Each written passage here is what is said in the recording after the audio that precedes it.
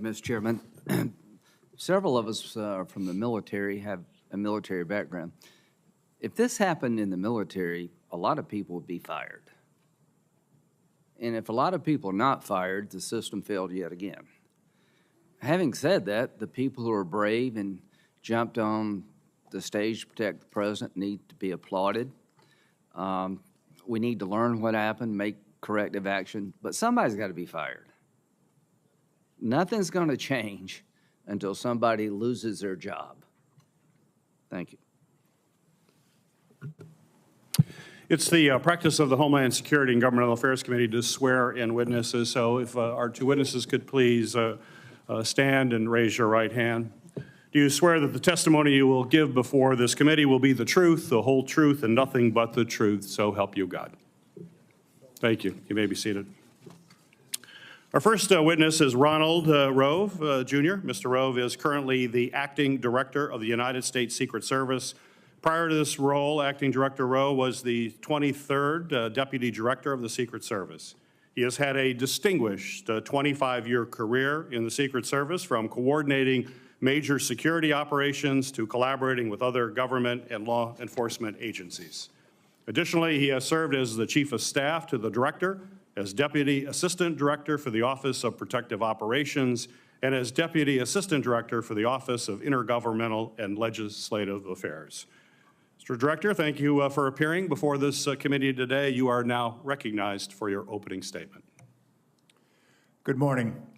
Chairman Peters, Chairman Durbin, Ranking Member Paul, Ranking Member Graham, and distinguished members of the committees. Thank you for the opportunity to appear before you today. A critical part of the Secret Service mission is protecting our nation's current and former government leaders. The attempted assassination of former President Donald J. Trump on Saturday, July 13th, 2024, in Butler, Pennsylvania, was a failure on multiple levels. I join you and all Americans in condemning the horrific assault on former President Trump, Corey Comparator, James Copenhaver, and David Dutch. And I extend my deepest sympathies to the Comparator family and my sincere wishes for Mr. Copenhaver and Mr. Dutch's continued recovery. Before I begin, though, I want to commend the heroic actions of the men and women of the United States Secret Service on July 13th. Our special agents shielded the former president with their bodies while shots were still being fired, selflessly, willing to make the ultimate sacrifice without hesitation. I am extremely proud of these actions and those taken by the counter-sniper team to neutralize the threat that prevented further loss of life. And I applaud the actions of our tactical teams that responded so quickly. I would also like to express my gratitude to our federal, state, and local partners. We rely on these critical relationships, which have developed over decades of daily collaboration to secure protective events and conduct criminal investigations. As you're aware, there are multiple ongoing investigations of the attack and the security failures that occurred that day. I pledge my full support to those inquiries so the Secret Service, your committees, and the American people have a thorough and complete understanding of what happened leading up to and during July 13th. I will not wait for the results of those findings to assess where we failed that day.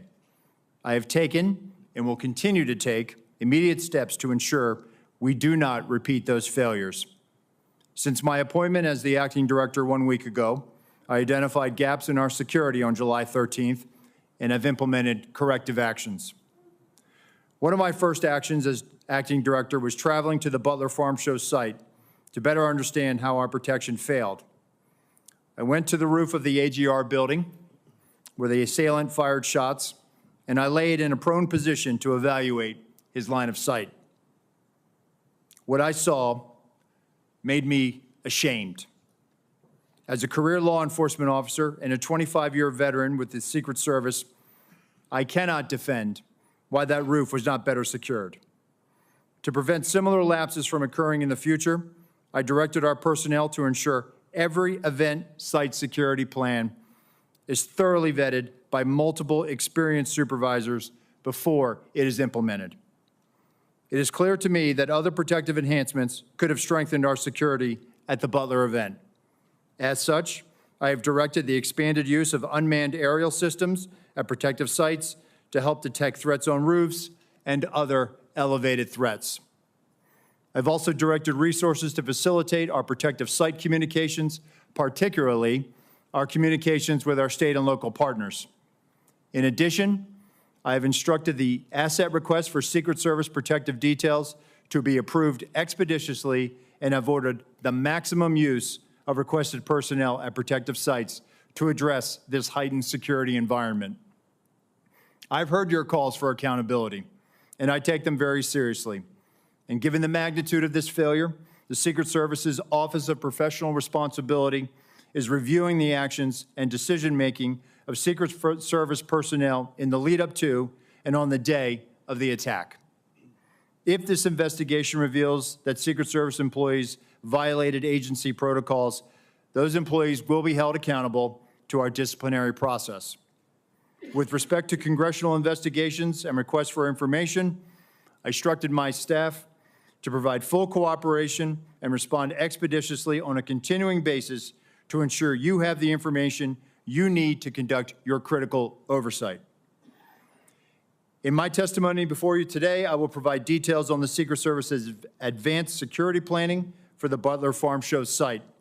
Facts as we know them regarding the incident itself, known breakdowns in executing the security plan, and corrective actions that the agency is taking to ensure that nothing like this happens again. But I do not believe that inadequate time to plan for this event was a factor in the failure. As you saw in my written statement, I am prepared to provide an overview of the security planning leading up to and during the July 13th attack. However, I would like to point out that based on what I know right now, neither the Secret Service counter-sniper teams nor members of the former president's security detail had any knowledge that there was a man on the roof of the AGR building with a firearm. It is my understanding those personnel were not aware the assailant had a firearm until they heard gunshots. Prior to that, they were operating with the knowledge that local law enforcement was working an issue of a suspicious individual prior to the shots being fired. I regret that information was not passed to Congress and the public sooner with greater frequency. And I fear this lack of information has given rise to multiple false and dangerous conspiracy theories about what took place that day. And I want to debunk these theories. Let me address one conspiracy directly. The Secret Service counter-sniper neutralized the assailant within seconds after the assailant fired his weapon. That counter-sniper had full discretion to use deadly force to stop an attacker and did not need to seek authorization to fire. I am immensely proud of the selfless dedication of our employees to the mission. Every day across the globe, the men and women answer the call to protect our nation's leaders, and the standard is no fail for a reason. During our current high operational tempo, I want and I need to ensure that the Secret Service workforce are uplifted so they can focus on carrying out the mission. They have my full support, and I'm confident in their abilities to ensure the safety and security of the people we protect. They are worthy of trust and confidence, and they deserve your support as well as the support of the American people. Chairman Peters, Chairman Durbin, Ranking Member Paul, Ranking Member Graham, and members of the committees, thank you for the opportunity to testify at this joint hearing. I will submit the remainder of my statement for the record, and I will answer your questions.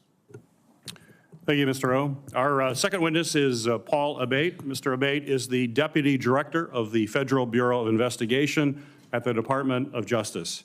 In this role, Deputy Director Abate oversees all FBI domestic and international investigative and intelligence activities.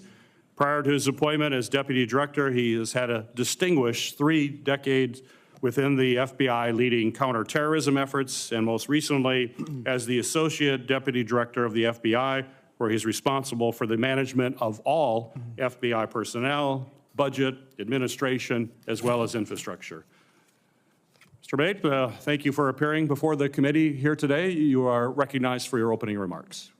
Thank you, sir. Good morning, Chairman Peters and Durbin, ranking members Paul and Graham, and distinguished members of the committee. It is a privilege to appear before you today to discuss the FBI's investigation of the attempted assassination of former President Trump on July 13th in Butler, Pennsylvania. Before going further, I want to again offer my and our condolences to the victims of this heinous attack, to the family and loved ones of heroic firefighter and father Corey Comparator, to Mr. Dutch, to Mr. Koppenhaver, who continue to recover, and to former President Trump, who was also struck by a bullet fired from the shooter's rifle. Our thoughts and prayers are with each of them and their families and loved ones. Within minutes of the attack, the FBI field office in Pittsburgh, Pennsylvania, received notification of the assassination attempt and responded to the scene immediately with a surge of resources, quickly moving forward on the investigation. From the outset, the FBI has been investigating this attack as an assassination attempt and an act of domestic terrorism. Our team continues to conduct a full, thorough, and objective investigation and will continue to follow all leads and avenues of investigation to logical conclusion, leaving no stone unturned. While it's not typical to provide details of an ongoing investigation, this, as we all know, is an extraordinarily tragic set of circumstances of the utmost national importance, making it essential to inform the American public and Congress what is known right now with full transparency. The investigation remains focused, of course, on determining motive, identifying any potential co-conspirators or others with knowledge of the attack, and building out a timeline of shooter Thomas Crook's actions in advance of and during the attack. Thus far, though absolutely nothing has been ruled out, the investigation has not identified a motive, nor any co-conspirators or others with advanced knowledge. To date, the FBI team has conducted more than 460 interviews, executed search warrants, including at the shooter's residence, and seized electronic media to include phones, laptops, hard drives, and thumb drives. Legal process has been issued to dozens of companies, and we've received more than 2,000 tips from the public. The full resources of the FBI have been brought to bear in furtherance of the investigation. Agents, analysts, professional staff, experts. I've personally visited the site of this horrific attack and seen firsthand the work of FBI Pittsburgh and our partners on the front line, and want to thank all involved for their ongoing and tireless efforts to get the answers that we need and to deliver justice. Specialized resources deployed included evidence response teams, victim services specialists, laboratory and operational technology division resources to process physical and digital evidence, a shooting reconstruction team. Additionally, our explosive experts have analyzed the 3 IEDs recovered, 2 from the shooter's vehicle, 1 from the family residence. And our behavioral analysis unit, importantly, is helping to build a profile of the shooter to include his mental state. Next, I want to provide a brief highlighted overview of the timeline that has been established to date through witness interviews and other information. Again, this is our understanding at present and is subject to change and further refinement as more facts are collected. On July 3rd, the rally in Butler, Pennsylvania was announced. On July 6th, the shooter registered to attend the rally and performed a search for, quote, how far was Oswald from Kennedy? On July 7th, the shooter traveled from his home to the Butler Farm Show grounds and remained there for approximately 20 minutes. We assess this shows advanced planning and reconnaissance on his part. On July 12th, the shooter traveled from his home to the Clairton Sportsman Club, where he practiced shooting. On the morning of July 13th, at approximately 10 a.m., the shooter returned to the farm show grounds and remained there for about 70 minutes before returning home again. At approximately 1:30 p.m., while at the residence, the shooter's father gave him a rifle for the purpose, he believed, of going back to the Sportsman Club. About 25 minutes later, the shooter purchased ammunition while en route to the Butler Farm Show grounds. The subject then arrived at the scene and was moving around the farm show grounds close to the American Glass Research AGR building, from which he ultimately committed the attack.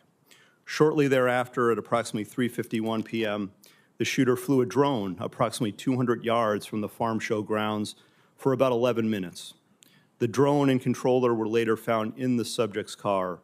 Analysis has not revealed any photos or video taken by the drone, but we can confirm that he was live streaming at the time and would have been able to view it on his controller.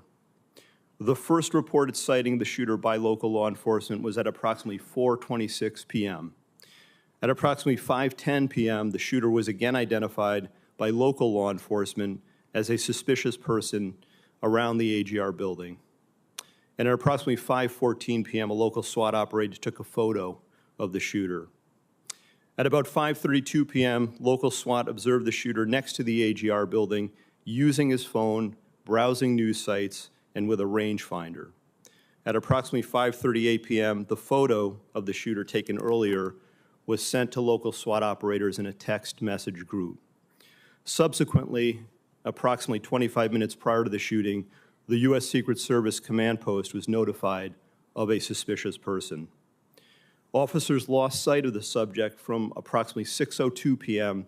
to 6:08 p.m., but continued to communicate with each other in an attempt to locate him. Recently discovered video from a local business shows the shooter pulling himself up onto the AGR building rooftop at approximately 6:06 p.m. And at approximately 6:08 p.m., the subject was observed on the roof by local law enforcement. At approximately 6:11 p.m., a local police officer was lifted to the roof by another officer, saw the shooter, and radioed that he was armed with, quote, a long gun. Within approximately the next 30 seconds, the shots were fired. The evidence recovery team found 8 shell casings at the scene next to the shooter's body. We believe the subject, the shooter, fired 8 rounds. While the investigation has not determined motive, the investigative team continues to review information from legal returns, including online and social media accounts. Something just very recently uncovered that I want to share is a social media account which is believed to be associated with the shooter in about the 2019-2020 timeframe. There were over 700 comments posted from this account. Some of these comments, if ultimately attributable to the shooter, appear to reflect anti-Semitic and anti-immigration themes, to espouse political violence, and are described as extreme in nature. While the investigative team is still working to verify this account to determine if it did in fact belong to the shooter, we believe it important to share and note it today, particularly given the general absence of other information to date from social media and other sources of information that reflect on the shooter's potential motive and mindset. These are the facts, in part, that the investigation has revealed to date. While the shooter is dead, our work is very much ongoing and urgent. Thank you, and I look forward to answering any and all questions. Thank you, Mr. Abate. We'll now proceed. Chairman Durbin and Ranking Member Graham will ask the first 2 questions. I will then ask question Ranking Member Paul, and then after that, we will alternate between members of the judiciary, recognized by Chairman Durbin, and members of the Homeland Security Committee, recognized by me. With that, Senator Durbin, you're recognized for your questions. Thank you, Senator Peters. I would like to begin by making a statement. It's not in the form of a question, and you'll understand why when I say it. In 20 days, we're going to start the Democratic National Convention in Chicago. I have been briefed by the law enforcement agencies plans for security for that event. Tens of thousands of people will be there, including some of the highest ranking politicians in the United States. I trust that both of your agencies can answer in the affirmative if I ask you whether you're actively engaged in working with the development of security plan, taking into consideration the lessons of July 13th. Senator, that is 100% yes from the Secret Service. Yes, from the FBI as well, sir. We've been working on this for well over a year in preparation. I'm not going to ask for details for obvious reasons, but I do want to ask a question about the Secret Service staffing. Congress has nearly doubled the budget for the Secret Service over the last 10 years, from $1.8 billion in fiscal year 2014 to $3 billion in fiscal year 2024. Despite this large increase in funding, the number of agents in protective operations has fallen from 4,027 to 3,671 during that same time period, an approximate 9% reduction. Acting Director Rowe, What accounts for protective operations losing 356 agents over the past 10 years? So Senator,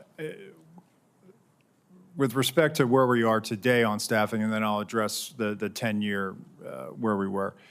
In this year alone, we are going to end the year on the positive of 200-plus agents. That's the first time in a number of years that we've been able to do that. Part of that was gaining some efficiencies in our hiring process. But what I want to re-emphasize is that we have not dropped standards. Only 2% of every applicant actually makes it through the hiring process. We are filling our classes at the Federal Law Enforcement Training Center, and we are doing this ramp up as part of what lies ahead of us with the LA Olympics in 2028. With respect to what has happened in years prior, this is a difficult and challenging job, being a Secret Service agent.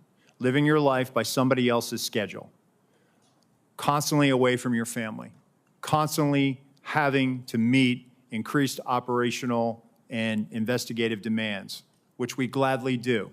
But it's not for everyone. And I think there are times where people have to make tough choices and they decide to leave the agency. But that doesn't mean that they were any less of an agent or that they weren't committed to the mission, because we are all committed to being patriots and serving our country and protecting our nation's highest leaders. I think there was a variety of factors. Some of it was the pandemic. Some of it was the economy or other opportunities. We have people that are very skilled in cyber that often leave the job. Some of the protective skills that they acquire are also in demand in the private sector.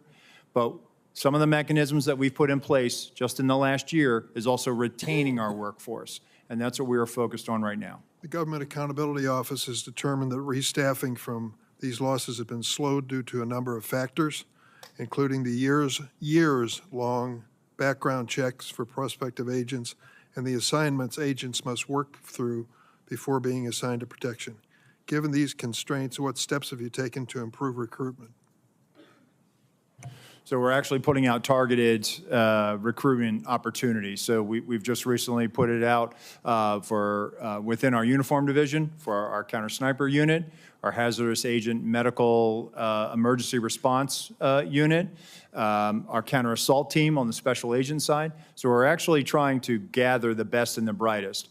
And I will tell you that we are having great success with a lot of these vacancies. But what I want to reiterate is that, for example, on the counter assault vacancy, we had 700 applicants that applied for this.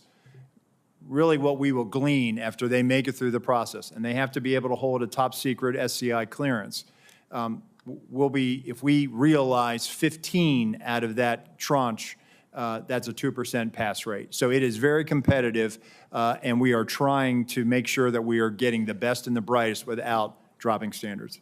One last question for either one of you. What is the purpose of a rangefinder? And once this assassin was identified as using a rangefinder, wasn't that proof positive that he was a dangerous individual? So I'll say, Senator, that obviously somebody is trying to determine where they are in proximity to a location, a fixed location.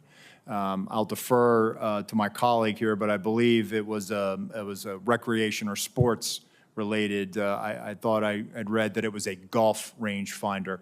Nonetheless, it still would have provided him the ability to provide the distance that he was away from his intended target. Wasn't that enough? As far as raising suspicion, Yes, I think he was identified as being suspicious by local law enforcement. and nothing happened. Well, I know that local law enforcement was attempting to locate him. Thank you, Mr. Chairman. Ranking Member Graham. Thank you. Let's go back to the resources. Do you need more money? Senator, listen, there isn't a single branch, or a single agency in the executive branch that could that needs more money. Everyone would take more resources. We've had a great relationship with the Department of Homeland Security, the Office of Management and Budget. Do you feel constrained to ask for more resources by anybody? No, sir, we don't. And actually, we have a great relationship with our appropriators and obviously the authorizing committees, and they have always looked out for the Secret Service. So I would encourage you to think big when it comes to resourcing the department in light of what happened here. At the time of the shooting, the Iranians were threatening high-level American officials, including President Trump, right? Senator, it's widely Is that known. right, FBI? Yes, Senator, that's 100% correct. Did that factor into the security footprint? So, Senator, what I will say is that it is widely known that the Iranians do not like us. I would refer you to the Well, National it's not Security. that they don't like us. They threatened to kill certain people, Yeah. and they named them. Correct, sir. But I can't publicly It's comment. not like, I hate America. I'm going to kill these 3 guys. Right. I cannot publicly comment, sir, on. Well, they on- publicly comment on it. I mean, it's not But what Senator, you what I'm think. trying to say is I cannot publicly comment Okay. on what Fair enough. intelligence, but I Fair can enough. assure you that we do a threat-based protective model. I'd like to have that model provided to the committee. Could you do that? Yes, sir. Could you also give us the protocols that are in place to secure a site like this? Yes, sir. Okay, thank you. One, the protective detail around President Trump, I know them all very well. They're brave men and women. And these questions is not to belittle anybody. They're trying to find out how the system fails so badly. You say you're not reluctant to ask for more money. What do we need to do to make it easier to hire people without lowering our standards? I mean, I know it's a hard job. Can we do anything to help you? So I think we're willing to take that back, sir. I think we're working on our time to hire. We've Well, if you had actually- more people, you'd have more time off. That's true, sir. Yes. Okay, well, let's get more people, more time off. These are tough jobs. I mean, people on this committee know. Yes, I don't sir. know how they hold a family together doing what they're doing. It's the military really on steroids. The encrypted app. Paul, can you tell us about these apps? Have they been broken into? The guy had some apps that were encrypted. I think we've experienced a range of returns on this. Some of the applications that he was using online were encrypted in nature. Some of the email accounts. Have we that he broken was, into them? We've received returns. There are some that we have not been able to get information back because of their encrypted nature. Is That there any in way fact to true. solve that problem? Sir, Senator, we've talked about this before. We need a solution that provides lawful access to law So enforcement. you're telling me the guy that took 8 shots at the president, former president, has apps that we can't get into that may, if you could get into, reveal some relevant information. That is correct, Senator. So if he were talking to some foreign power, and I don't think any foreign power would hire this guy, by the way, so I'm not overly worried this was some great plot by the Iranians because they couldn't even think of this. However, there could come a day where something like this is very important. How do we solve this problem? Senator, as we've been saying, we need a solution that provides lawful access where when we go to So a you're company. telling me, I agree with you, I'm not blaming you. We have encrypted apps of an assassin, a murderer, and we can't get into them all these days after. That needs to be fixed, folks. I'm all for privacy, but to a point. What if, in the future, somebody's using these apps to communicate with a foreign power? I think we need to know these things. We need to know them in real time. So lessons learned is that everything failed. Corrective action, seems to me you need more money and more people. Accountability. At the end of the day, how many people do you think will be relieved of their duties, Mr. Rowe, because of this? Senator, I publicly cannot, and I cannot weigh in on that right Sure. now, right? It has to be a fair and neutral Absolutely. process. From a right? fair point of view, would you say this is a major system failure at every turn, and those in charge of the system in question, not only was it embarrassing, they failed?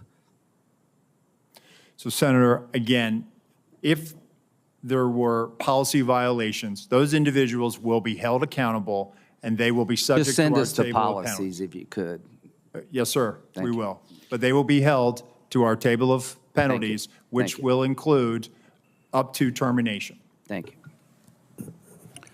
Director Rowe, in your testimony here today, as well as in your written testimony, you said very, very clearly that you can't defend why that building with with the shooter on top of it was not better covered. You were very clear. You cannot defend that. So my question to you is, my understanding is that there's a detailed site survey that is done prior to an event to identify potential threat points. So talk to me about that site survey. I'm sure you've had a chance to look at it now after action. And how did that site survey get approved when it was so clear that that was a major threat from that building? Thank you, Senator. So our Pittsburgh field office did the advance. During that advance, not only were they discussing amongst themselves about mitigating the line of sight, but also they were discussing with other agencies that were supporting it. Our counter snipers met with their counterparts. The team lead and team lead met. They walked the site. They identified the AGR building. And if I may, Senator, if I could point out something right now, if I may, and we will place this for the record, but this is the point of view. This is from the second floor of the AGR building. This point of view is the point of view where the counter sniper team locally was posted. The gold arrow indicates where the shooter fired from. Looking left, why was the assailant not seen? When we were told that building was going to be covered, that there had been a face-to-face that afternoon, that our team leads met, this was the view.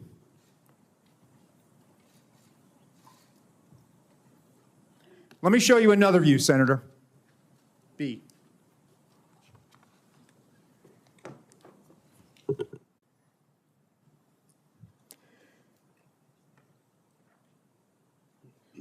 This view is a reenactment by one of my agents. Laying flat. There is a 5-inch rise on the middle of that roof. The assailant would have had to present his bore over that to get his shot off. The view underneath reflects the perspective that he would have had. Again, I'd call your attention back to the first exhibit if they'd have looked left. Give me C.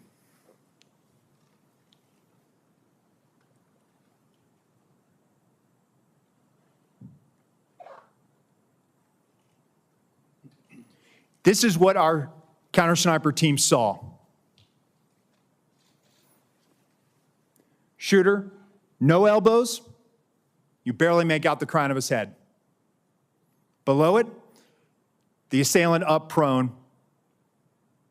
And let me just tell you, our counter sniper, this individual, I know him. I consider him a friend. He has covered me operationally in conflict zones. And when I did my time on the president's detail, he exemplifies the courage, the skill, and the ability to respond under great stress in such short time to neutralize the threat and prevent further loss of life. Getting back to your question, Senator, these were discussions that were had between the Pittsburgh field office, the local counterparts, and everyone supporting that visit that day. And that's why when I laid in that position, I could not, and I will not, and I cannot understand why there was not better coverage, or at least somebody looking at that roof line when that's where they were posted.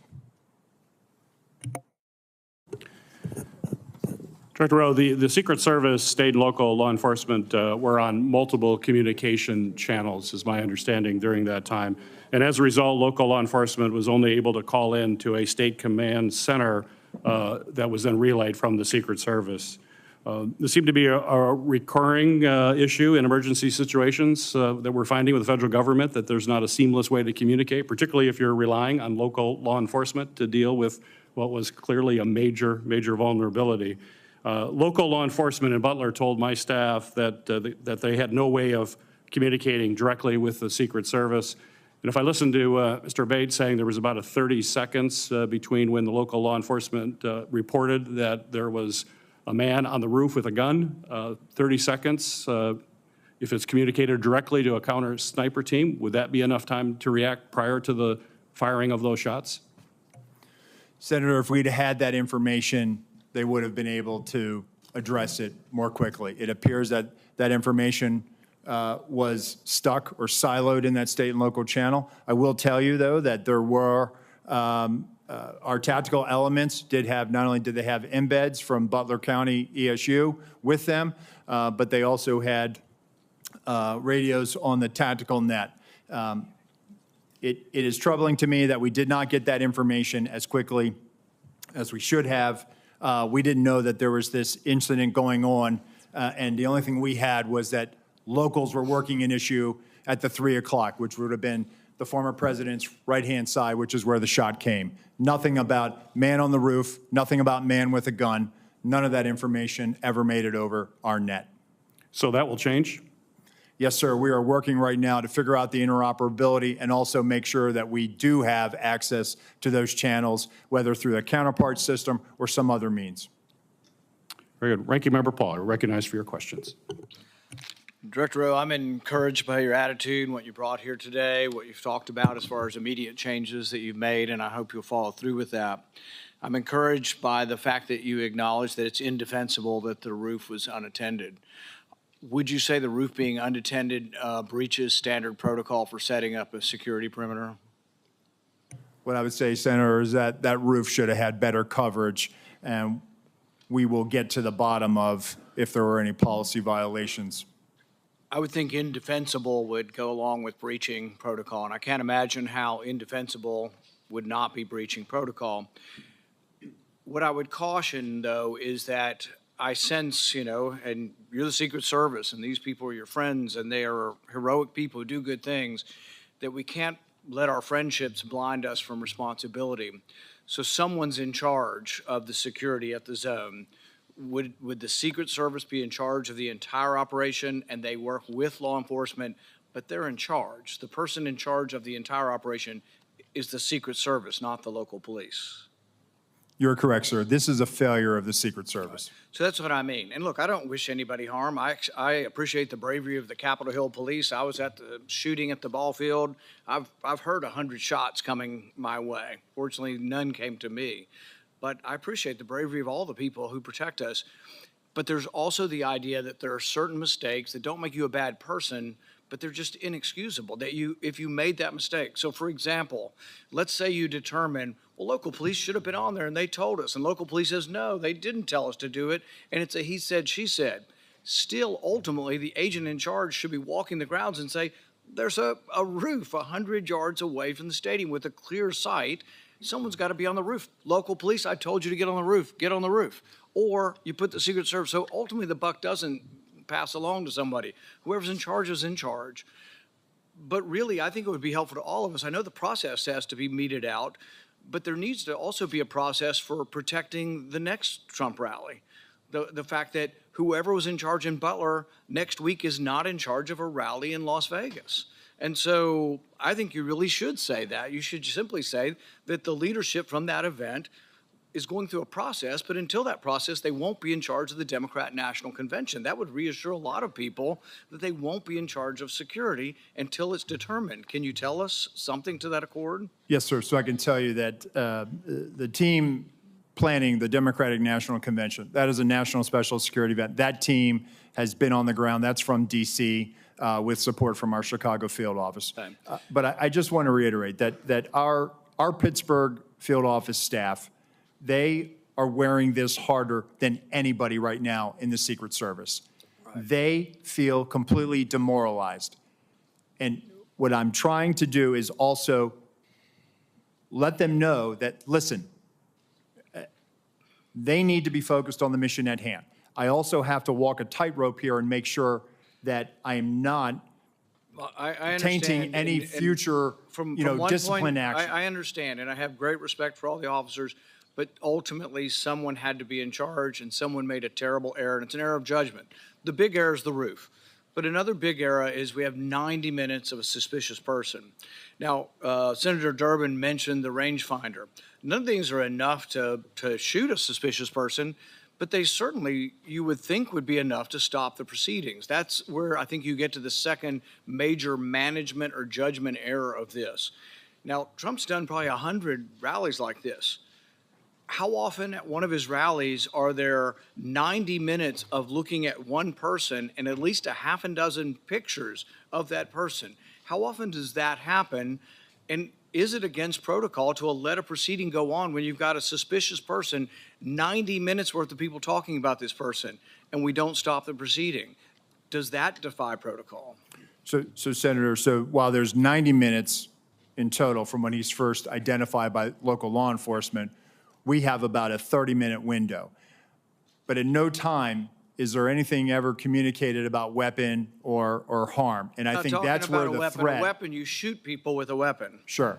Without a weapon, we're talking about people you stop and say, he had a backpack, which was probably big enough to have the AR-15 in it. In all likelihood, the backpack has the weapon in it. So a guy with a big backpack would never get through the perimeter. So once again, a big mistake was not having the perimeter wide enough to prevent people from shooting outside the perimeter. But the thing is, he would have never gotten through the perimeter, right? His backpack would have been checked. But people with big backpacks are very suspicious. And you would think the chatter going on with the local police is on a police radio, and a policeman with that radio is standing in the control tent, so you get that communication. So there's a huge and massive breakdown. But really my question is, how often has this happened at other rallies where there's a half a dozen pictures and 90 minutes of people talking about a suspicious person? I just can't imagine that it's real common. So, Senator, at rallies, there are people that come to the attention of law enforcement for a variety of reasons.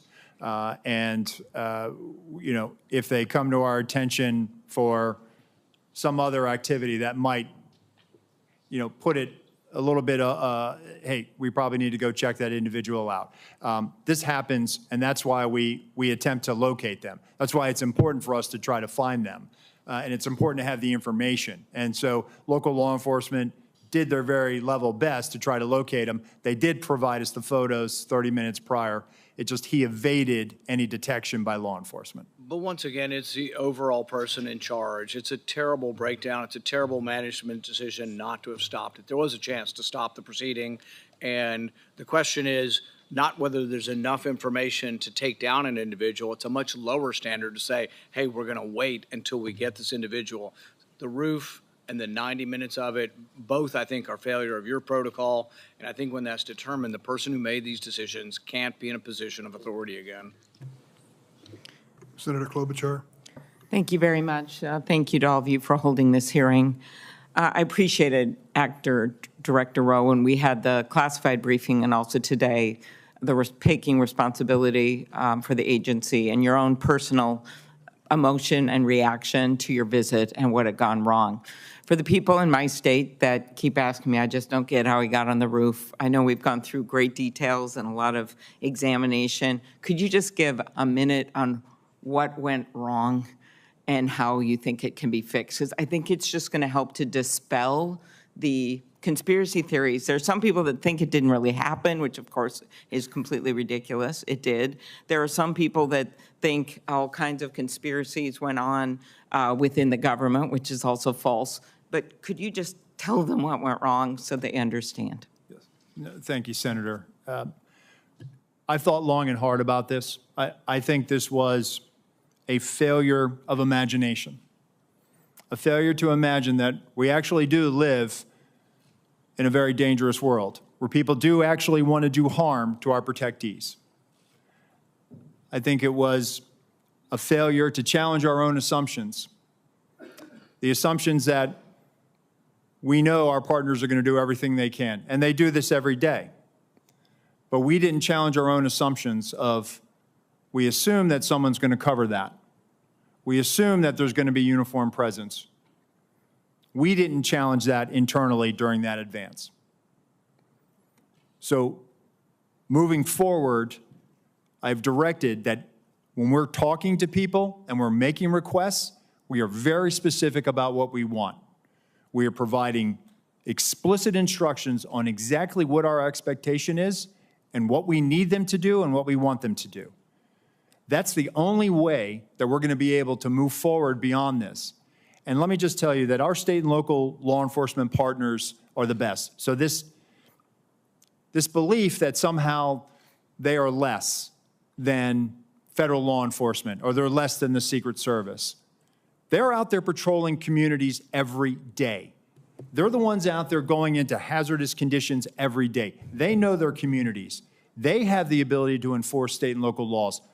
Our advanced agents do not. Right. We need them, and we need them to be partners with us, and I think we need to be very clear to them, and that may have contributed to this situation. Yeah, appreciate that. I have the same respect.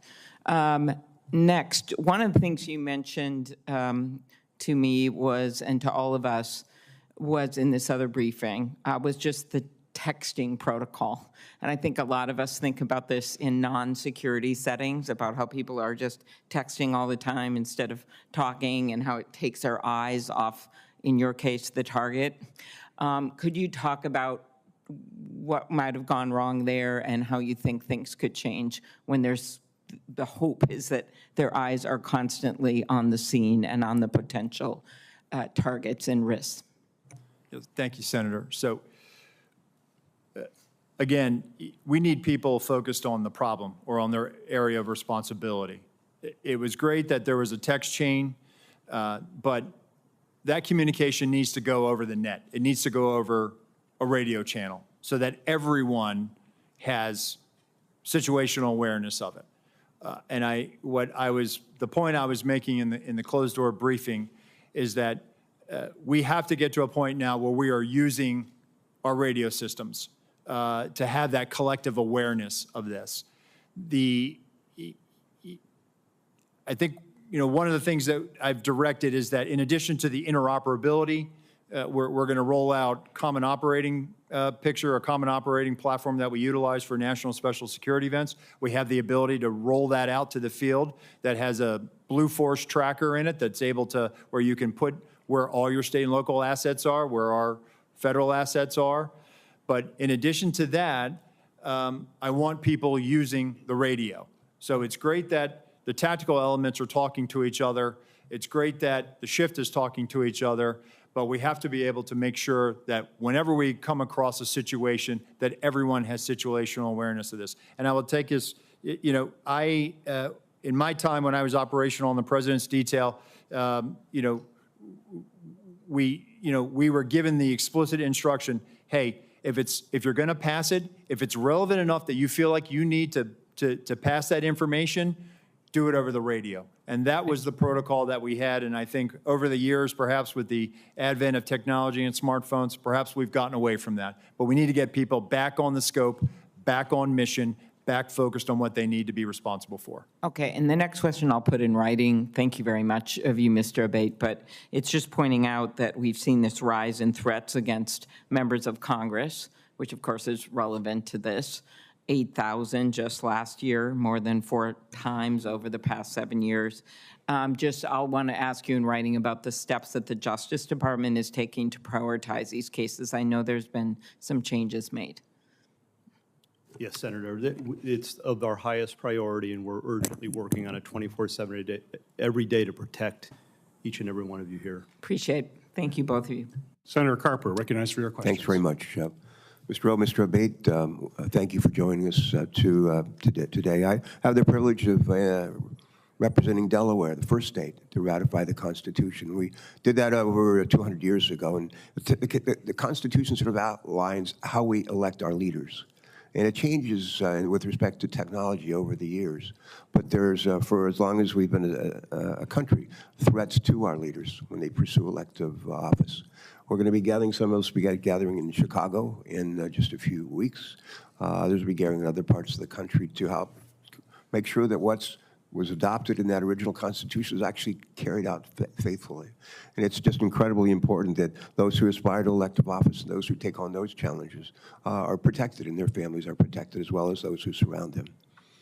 I share with my colleagues my prayers for those who have been killed or injured on July 13th. We're grateful that one of our presidential candidates is okay.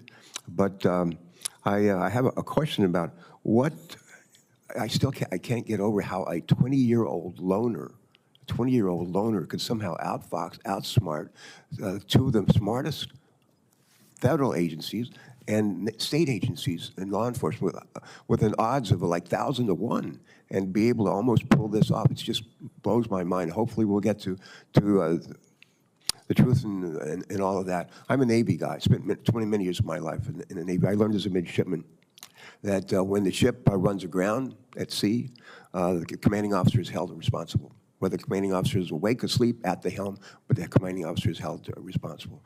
And I think we have to make, at the end of the day, I'm not interested in a blame game, but I'm sure interested in finding out who was responsible and making sure that they account for their responsibility. My question is, what policies are currently in place to facilitate real-time information sharing between the Secret Service and local law enforcement during an event? And what changes to information sharing practices will the Secret Service make in light of the apparent breakdown in communications on July 13th? Thank you for that question, Senator. So we're looking at our procedures. We rely on a counterpart system. And the radio interoperability it's a complex challenge. It's not just about being able to find whatever frequency our local counterparts are on and then just piping it in. There's some technical challenges that have to be there. So to alleviate that, we've always relied on a security room where we have representatives from the local agencies. Those individuals are there to, one, bring their own radio and then relay relevant information that would impact our security plan.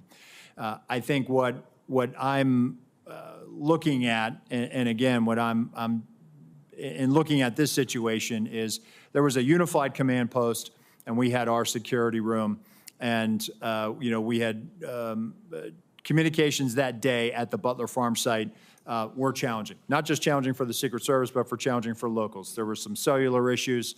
There were radio issues, and you saw that with the testimony from the colonel from Pennsylvania State Police last week in the House. So I think as I'm thinking about this, I think we need to consider what is our model moving forward? And I think we need to be where the greatest amount of partners are when that information is being discussed. The other thing that I'm looking at is we need to also make sure that we have redundancies as far as cellular on the ground or additional repeaters. And so I've directed our Chief Information Officer to do that, and we are rolling assets out now supporting campaign sites. Thank you. Thank you for that. Mr. Bay, quick question. Based on the initial information you've gathered from the investigation, do you believe there were any actions taken by the shooter in the weeks, days, or hours leading up to the shooting that should have caused alarm and grabbed the attention of law enforcement? He did not have any interactions with law enforcement leading up to this, Senator. We haven't found anything yet that would have alerted law enforcement or FBI or Secret Service to his intention activities in advance of this event. I will note, however, to your prior question, that we do have a very strong relationship, an integrated relationship between FBI and Secret Service and every other federal, state, local agency you can imagine. We have constructs like the Joint Terrorism Task Forces and Violent Crime Task Forces where we're cross-embedded with each other. And when it comes to this event and others like it, we're always talking in advance. In fact, with respect to this event, we did have a meeting between U.S. Secret Service and FBI in the days leading up to the event to assess whether there was any information or intelligence pertaining to a threat against the rally or to former President Trump or anyone else there. There was an absence of that in the lead up specifically, and again, None of us had any information in our holdings with regard to the ultimate shooter. All right, thank you for that. Thanks very much, both of you. Next on the Senate Judiciary Committee is Senator Grassley. Yeah. Mr. Chairman, I'd like to introduce my oversight letters and investigative documents into the record. This is information I've already made public. Without objection. Okay, thank you. I'd also like to call my colleagues' attention to a legislation that Senator Cortez Matos and I've introduced would require Senate confirmation of the Director of the Secret Service. I think this is very important because no other agency has a no-fail mission. Mr. Rohr, in your written testimony, you stated that that to prevent similar lapses like the one on July 13th from happening again, you'll ensure every event site security plan is thoroughly vetted by multiple experienced supervisors before it's implemented. Based on your testimony, the security plan for the Butler event deviated from the Social Security standards. How would vetting by multiple experienced supervisors fix that? So, Senator, I think having many eyes on a particular problem set helps. That way, you don't have tunnel vision. You just focus in on one thing. And so that's why I think it's important, not only at the field office level, but also at the detail level. And part of what we had started doing with the former president's detail is having them send out site agents, having them send out supervisors. And I think having that collaboration and having additional eyes to examine the problem will make sure that we're not missing anything. And I think I want that surety for myself. I think you've answered my question. Yes, Let me sir. go on. Also to you, in your written testimony, you stated that you, quote, regret that information wasn't passed to Congress and the public sooner and with greater frequency. What's your communication plan going forward to ensure that the American people in Congress are fully informed? So, Senator, we just started a rolling production that is bicameral. So we made our first rolling production last week. We made one yesterday. We will continue to do that. And my view is that sunshine is the best disinfectant, and we intend to provide information to Congress as it carries out its oversight function. Okay, also to you, I made public documents that show Secret Service deployed a counter unmanned aerial system operator on July the 13th. According to the Secret Service, the drone system was supposed to be operational at 3 p.m. that day. However, we've been told by Secret Service that because of cellular bandwidth problems, it wasn't operational until about 5:20 of that day. If the system was operational, Secret Service would have had the ability to detect the shooter and his own drone use. Why is the Secret Service dependent upon local cellular network? Does the Secret Service have a backup plan in place? Yes, thank you, Senator. And that is something that I briefed in the closed door, and again, something that has cost me a lot of sleep because of the eventual outcome of the assailant. That what if we had geolocated him because that counter-UAS platform had been up? It is something that I have struggled with to understand, and I have no explanation for it. Okay. It is something that I feel as though we could have perhaps found him. We could have maybe stopped him. Maybe on that particular day, he would have decided this isn't the day to do it because law enforcement just found me flying my drone. People fly drones all the time on the peripheries of our sites. And we go out and we talk to them and we ascertain what their intentions are. On this day in particular, because of the connectivity challenge, as you noted, there was a delay and he flew his drone at 3:51 approximately. So moving forward, we are leveraging resources from the Department of Homeland Security and others to make sure that we have dedicated connectivity so that we're not reliant on public domain, so that we can ensure that whatever assets we have in place, those assets are operational. And that is my commitment to you, that we are going to make sure we're going to do that, and that is something we are moving out on. Thank you, and I hope that you'll answer some of my other questions in writing. Senator Johnson, recognized for your questions. Thank you, Mr. Chairman. Acting Director Rowe, in our secure briefing last week, I made the point that if you don't want conspiracy theories to spread, you need to provide information. You know, I appreciate these photos today. These things could have been released literally within days, and a whole lot more information as well. So Congress needs to provide oversight. We don't have certain investigatory tools like you have, but what we can do is do interviews. So Acting Director Rowe, did you receive our letter from July 25th requesting interviews with 13 individuals of the Secret Service? We are in receipt of that letter, Senator. And I don't, Deputy Director Abate, have you seen that letter as well? Do you know who we're requesting interviews with? Senator, I have not seen Okay. the letter. Do you know whether those individuals submitted to interviews with the FBI, Acting Director Rowe? We're in the process. Those employees are being interviewed if they have not already been interviewed, sir. Are those interviews being transcribed? The FBI interviews, sir? Yes. Well, we have 302s on those. Yes, Senator, we Okay, will. when will Congress get those 302s? When will we get those transcriptions of those interviews? Senator, I'll take that back and we'll get those to you as soon as possible. So Acting Director Rowe, when will those individuals be made available for Congress, for this committee to interview them? Senator, we'll make them available. How soon?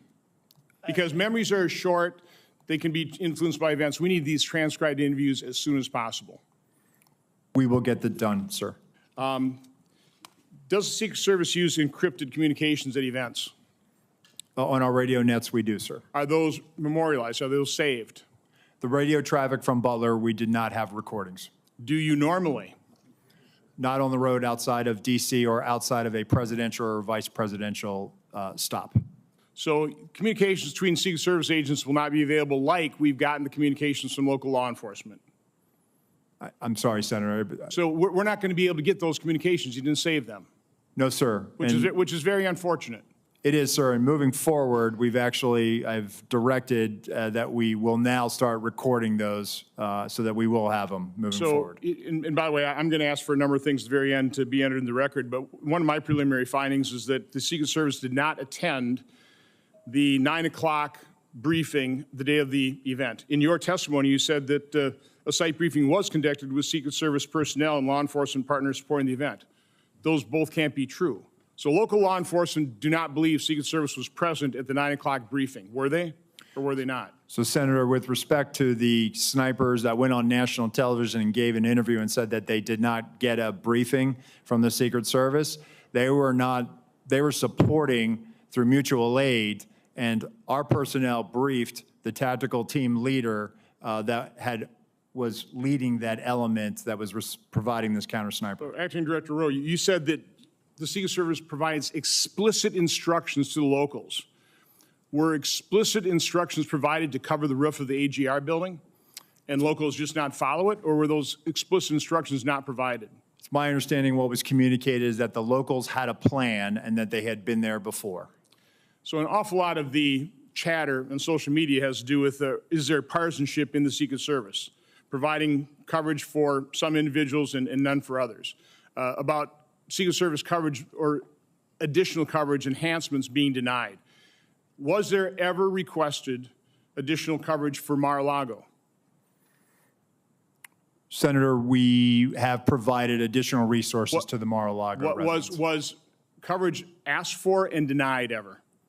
I'll have to research that, Senator, but I'm happy to tell you we have made significant investments since the former president has left office, over $4 million of technology, resources, and alarms. Documents will Yes, come sir. out eventually to make the point one way or the other. This is an important piece of information that Congress needs to have. Senator, we'll make those available there- to you, the investments we've made. There's a report today by Susan Crabtree of Real Clear Politics saying that you denied sniper coverage outside of driving distance to D.C. Is that true? That is a false statement, sir. Well, that is incorrect. That is incorrect. Okay, I mean, that's the kind of information you need to refute with documentation. Deputy Director Abate, you said this is an assassination attempt and domestic terrorism. It's obviously assassination attempt. Why make the distinction? What is different about that? We think it's important to cover all the possibilities here and the reality of what we're dealing with and what we've all seen, Senator. And we've learned lessons from the past. The tragic shooting at the baseball field was referenced here.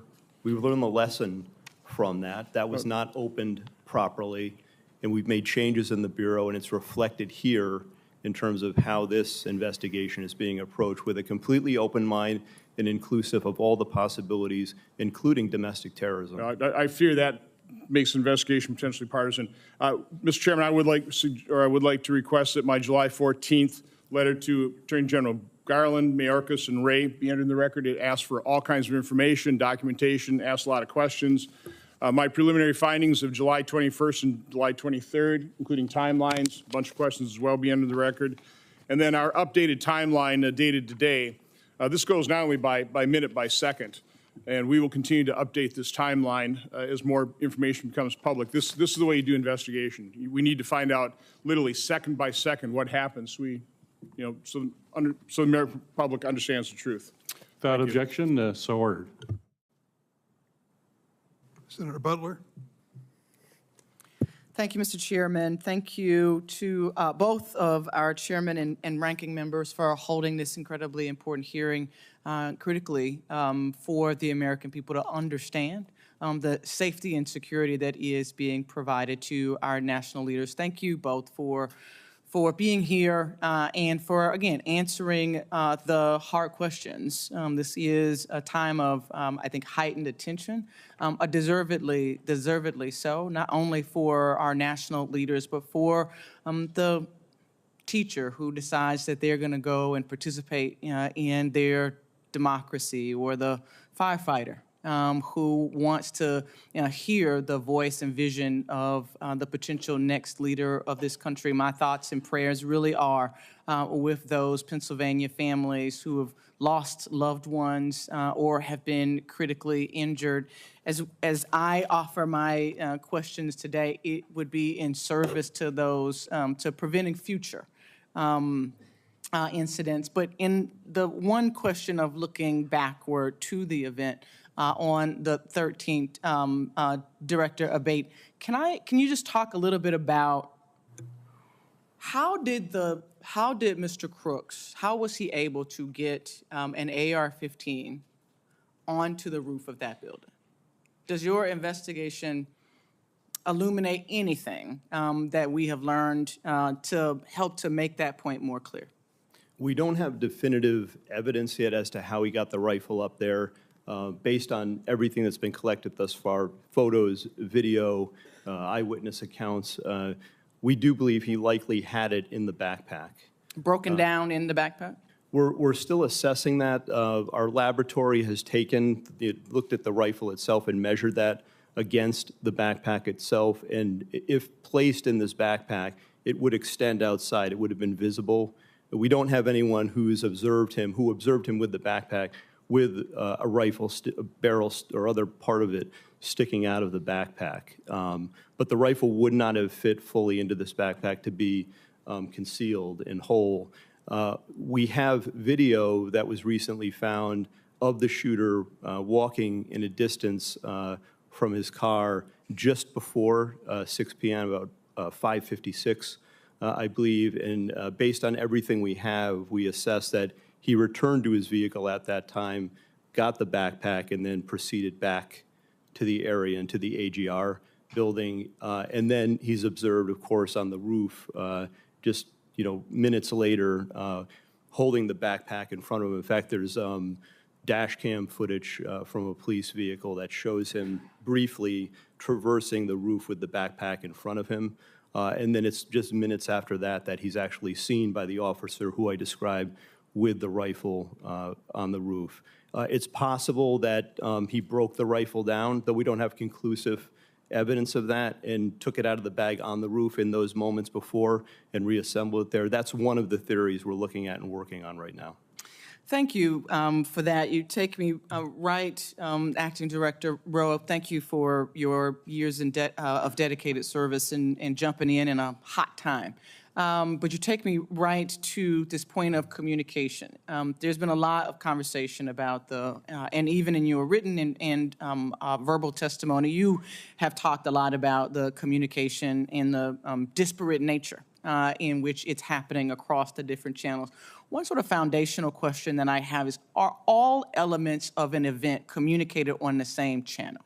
If I lost my kid and I'm at a big rally, are local law enforcement talking on the same channel about me losing my kid that they're talking about a suspicious individual? So when it comes to the locals, they likely have some type of common channel that they work off of in a county or an adjoining municipality. When it comes to the Secret Service, we do have various channels for various agents and our uniformed division officers working specific aspects of that advance. So it's not possible that the delay in communication or the losing of the thread of tracking this individual was sort of lost in the commotion of all of the other communications that could have been, or maybe was sort of separate from the communications channels that were happening.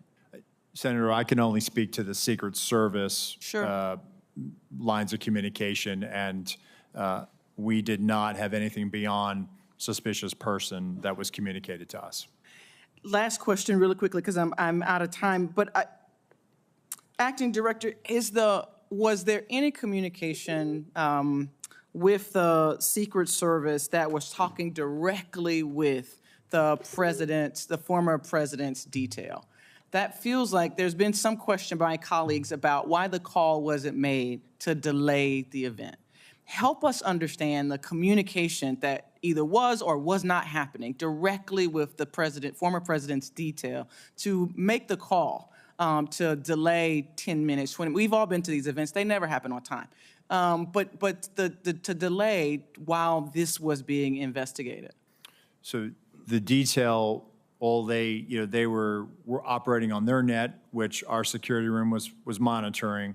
But again, having information of a suspicious individual, there were other calls that day of individuals that came to the attention of law enforcement, of people that needed medical attention. So it really, that particular, regarding the assailant, that never really rose to a level of we should not put him out there. Had we known that there was a dangerous individual out there, we would never let a protectee go out on stage.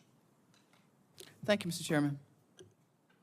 Senator Heston, recognized for your questions. Well, thank you very much, Mr. Chairman. I want to thank you and Chairman Durman and the ranking members for holding this joint hearing today. And thank you to our witnesses, not only for being here, but for your careers of service to our country and to the men and women you lead. I am really grateful that former President Trump is safe and extend my sympathies to the family of Corey Comparateur, who was fatally shot at the rally, and my sympathies to everyone who was injured. On July 13th, major failures nearly led to the assassination of a presidential candidate who is also a former president of the United States. The Secret Service has to be fully transparent about how this happened and how it's going to change moving forward, understanding there's also a need to balance Congress's engagement in oversight with allowing law enforcement to conduct an ongoing criminal investigation. I want to thank the agents of the Secret Service for selflessly acting to protect elected officials and their families and our former presidents. We're grateful for their sacrifices and their service, and I want to thank all law enforcement, and particularly law enforcement officers and first responders who worked to minimize harm to the crowd on July 13th. Mr. Rowe, I want to start with you. New Hampshire hosts many political rallies. Protecting the speakers and attendees at these events requires extensive coordination between state and local law enforcement, the Secret Service staff, and obviously campaign event staff. As a former governor, I've experienced some of the challenges that this type of coordination can create, but we know that this coordination is really essential to public safety. It's clear that there were significant coordination failures on July 13th. You told us earlier that the local SWAT team told the Secret Service that local law enforcement had eyes on the AGR roof.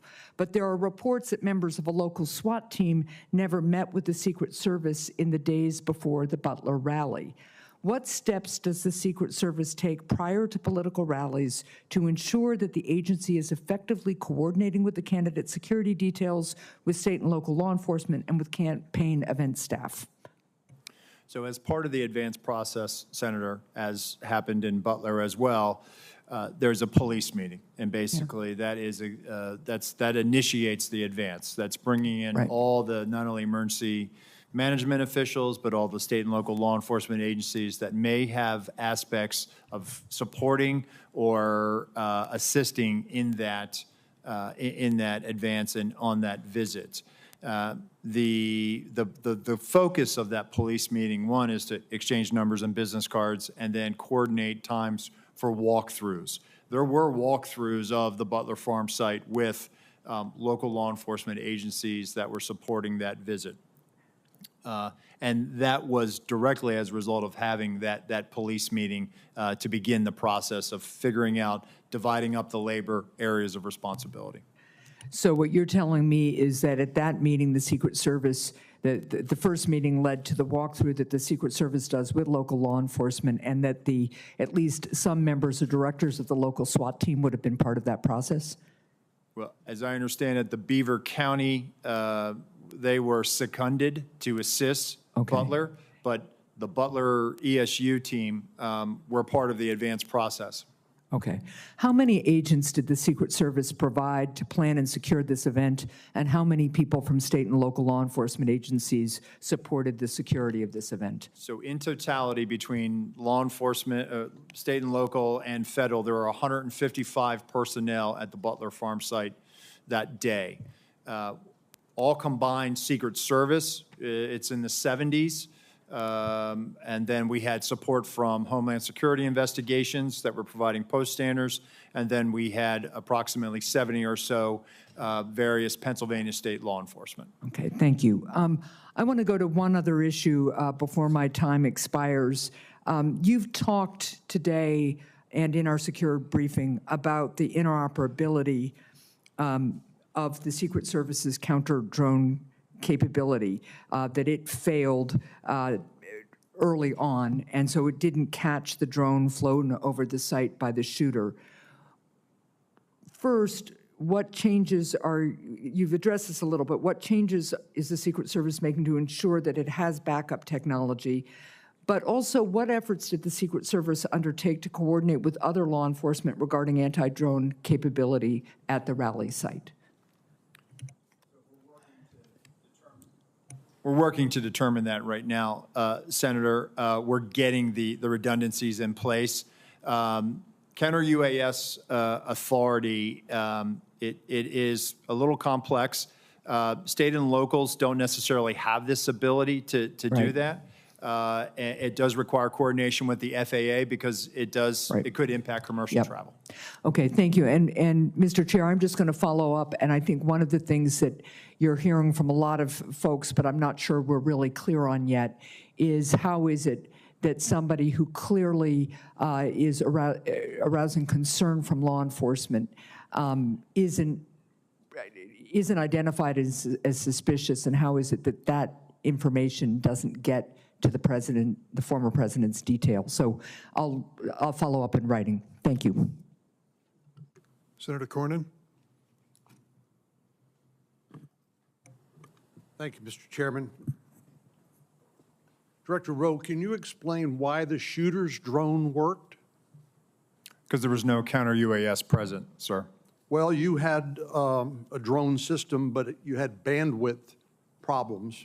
The bandwidth apparently was adequate for the shooter's drone, but not for the Secret Service. Can you explain that? I have no explanation for it, sir. We also know that in the military context, electronic warfare or jamming capabilities are commonly used on the battlefield. Does the Secret Service have jamming capabilities for drones? We have drones, sir, and when it comes to, I have to be very careful about how I answer this one in an open forum. What I can tell you is that we have technical security measures, sir, to address, I think, what you're asking me. Well, the question is, can you take down a suspicious drone? Because this can be used not only for surveillance by the shooter, which obviously it was here, but also drones can be weaponized and be used as a threat to the president, or in this case, the President Trump. Do you have the capacity to stop a weaponized drone? What I will tell you, sir, is that we have technical security measures that we utilize at permanently protected sites. We also have the ability, in a limited fashion, at temporary sites. What I can tell you is that on this day, the counter-UAS system had technical difficulties and did not go operational until after 5 o'clock. So in this case, the shooter had a rifle, but somebody who wanted to kill a president, for a former president or a candidate for president, would not need a rifle.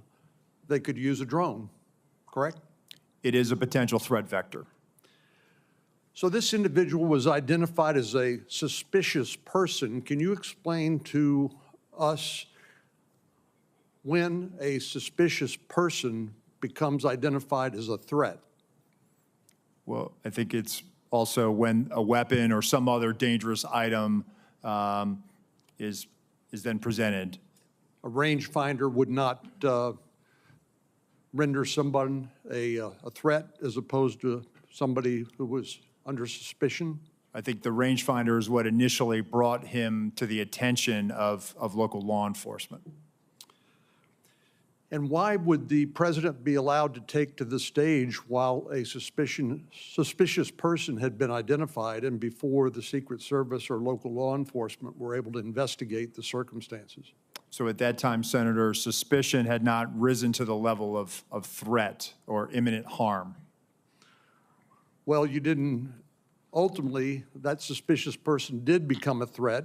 Do you think if the president had been asked not to take the stage and during the time it took to investigate, to eliminate that suspicion, wouldn't that have been the appropriate way to deal with it? Senator, it certainly is one way to do it. This is a challenge for law enforcement in general, is that being able to, you identify somebody that comes to your attention, and you're trying to determine what are their intentions. This is a challenge for law enforcement. The individual came to the attention for suspicion. He's on the outer perimeter adjacent to the secured site. Law enforcement is circulating for him. But again, without additional information, at that point, we're not rising to the level yet where perhaps we should pull him off or delay him. And I'm just suggesting that maybe, just maybe, President Trump's appearance should have been delayed while that suspicion could be adequately investigated. But I've always thought of the Secret Service as the best of the best when it comes to their willingness to put themselves in harm's way to protect the life of their person they are detailed to. And I think you described the very rigorous process by which people are screened. And I think you mentioned the 2% standard. People who are interested in serving, only a very small fraction of those individuals are actually accepted in the Secret Service because of the high standards that your agency has. But explain to me why the Secret Service, being an elite law enforcement agency, would delegate to local law enforcement or others who did not meet that same 2% standard. In other words, isn't that something that Secret Service should have covered as opposed to delegating it to local law enforcement? So, Senator, again, this is where I went back to earlier when I said it was a failure to challenge our assumptions. We assumed that the state and locals had it. By no means do I want to diminish the commitment, and I'm sure you agree. State and local law enforcement do their jobs every day and protect the communities that you represent. No doubt about it. So I think what we made an assumption that there was going to be uniformed presence out there, that there would be sufficient eyes to cover that, that there was going to be counter sniper teams in the AGR building, and I can assure you that we're not going to make that mistake again. Moving forward, I've directed our Office of Protective Operations that when our counter snipers are up, their counter snipers are up, and they're on the roof as well. And we do this all the time with our colleagues in the New York City Police Department when we cover the United Nations General Assembly, and so that is our TTP moving forward. Director Rowe, I would just submit to you that those assumptions can be lethal.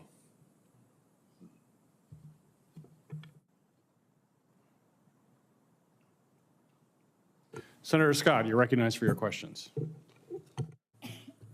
Thank you, Chairman. Let me just follow up with what Senator Cornyn just asked. Do you know who makes the drone that the Secret Service uses? That Secret Service uses? Yeah, the one that that didn't work. Who's the manufacturer? Is it an American-made manufacturer?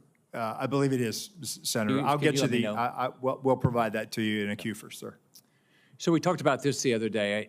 There's not, in our, very few times in history do our presidents get shot at. So you know that this is something that the American public is very interested in. So as Senator Johnson said, there's a lot of questions being asked. I was at church Sunday, and 3 people came up to me and asked me if there was a second shooter. So there's all this information that's not, you guys are not responding to. When I was governor of Florida, I had 2 mass shootings. I had the Pulse nightclub shooting. I had the Marjorie Stoneman Douglas shooting, and we did 2 or 3 times a day, local, state, and federal law enforcement, FBI, everybody involved. We answered questions. What I asked you the other day is, why aren't you doing that? What you've allowed, what both of you have allowed, you've allowed the public to ask, assume the negative. And so, which I don't get. I think you should have been doing, and I think you guys should have been doing all along, at least once a day press conferences. I think that you've got to tell the public what's going on. Having a hearing is really nice, but how often are we going to do this?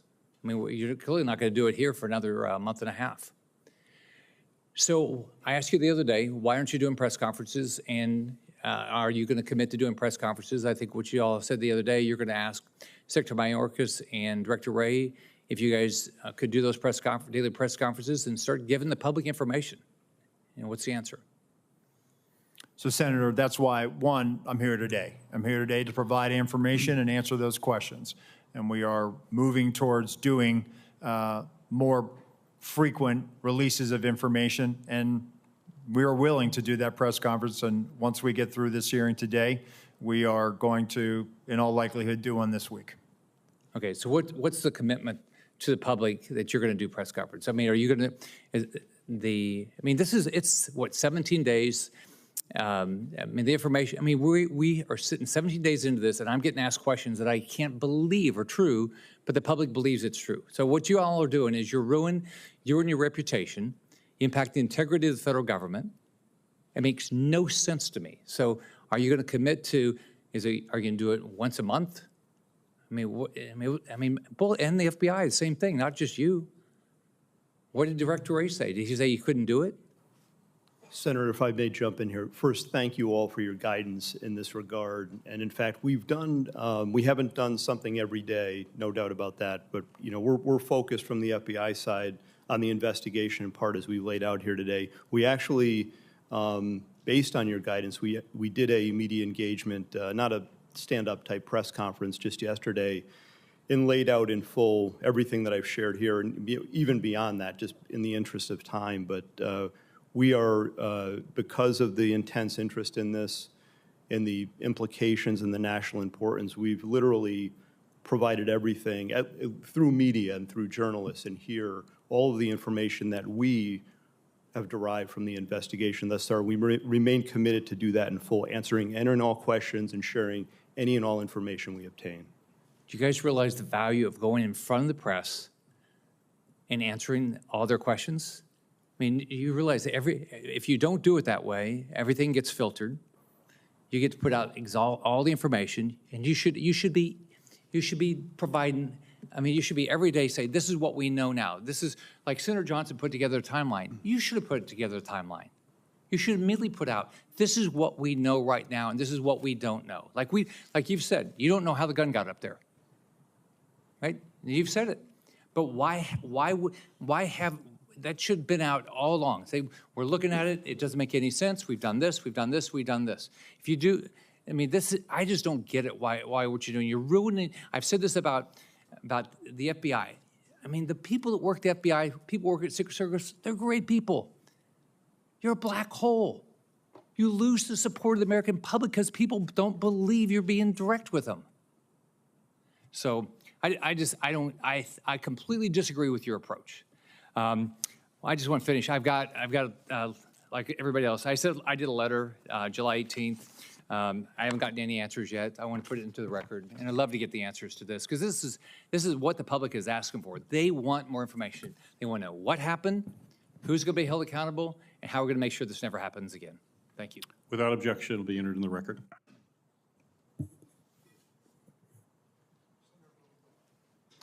Thanks, Mr. Chairman.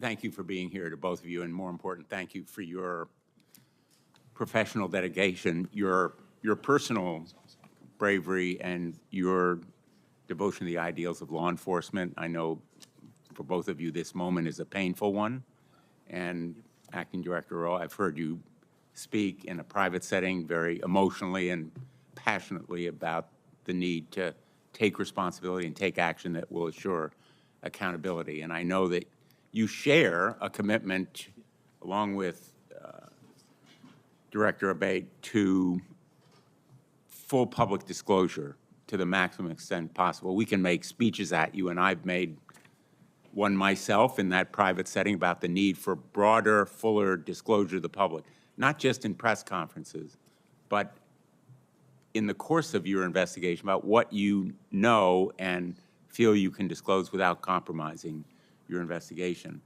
Let me ask you, last week, Senator Peters and Paul, along with Senator Johnson and myself, sent requests to both of your agencies to produce documents.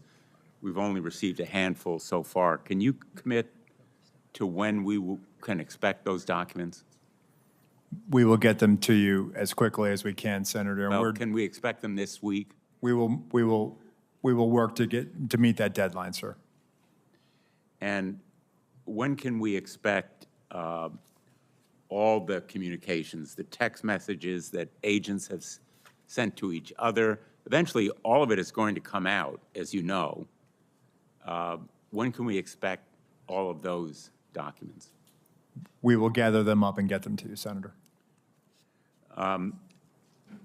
You, I think, took the position as to the local law enforcement responsible for the shooter on the roof, the snipers that were in place, that it was their job to take him out.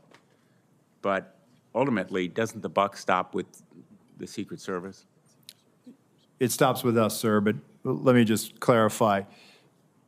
The perspective that they had on that roof,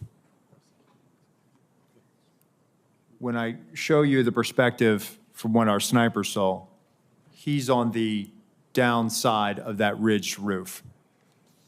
Their perspective from the AGR building, looking out, their area of responsibility, looking left, they should have been able to see. You can see in that photo in Exhibit A, which we will make part of the record and turn over to the committee. He's already crossed over that bridge or the walkway and stepped up onto that roof. I'm not saying that they should have neutralized him, but if they'd have just held their post and looked left, maybe, and there's a lot of maybes there, Senator. A lot of maybes, but somebody needs to be held accountable. And I think Senator Graham hit the nail on the head. We need to know who specifically was responsible for doing what? Who was responsible for saying to former President Trump, sir, it's not safe to go out there yet? Who was responsible for making sure that those local law enforcement were doing their job? Who was responsible for tracking down that suspicious person who fit the profile, 10 to 25 years old, young male? The FBI has warned us about it year after year after year. Director Wray has come before us and said, the threat is from domestic extremism. The lone gunman, we're all aware of it in law enforcement. So I think we need individual accountability here, and people need to be held responsible, in fact, lose their jobs, if necessary, to send a message that this massive intelligence and surveillance failure, as well as the enforcement failure, cries out for accountability. Let me just ask, in the short time I have left, what is the nature of the Iran threat?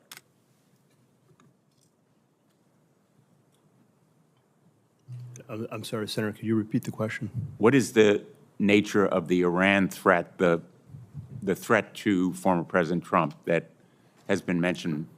Well, we know that, let me be clear here, the terrorist regime of Iran have been targeting people, our country, for many, many years now. We've talked about that here before. I want to be clear about that. From the FBI standpoint, we know publicly they've targeted former President Trump. They've called for his assassination along with other current and former government officials. That's public information. It's well known to everyone. Was there a specific or imminent threat on July 13th?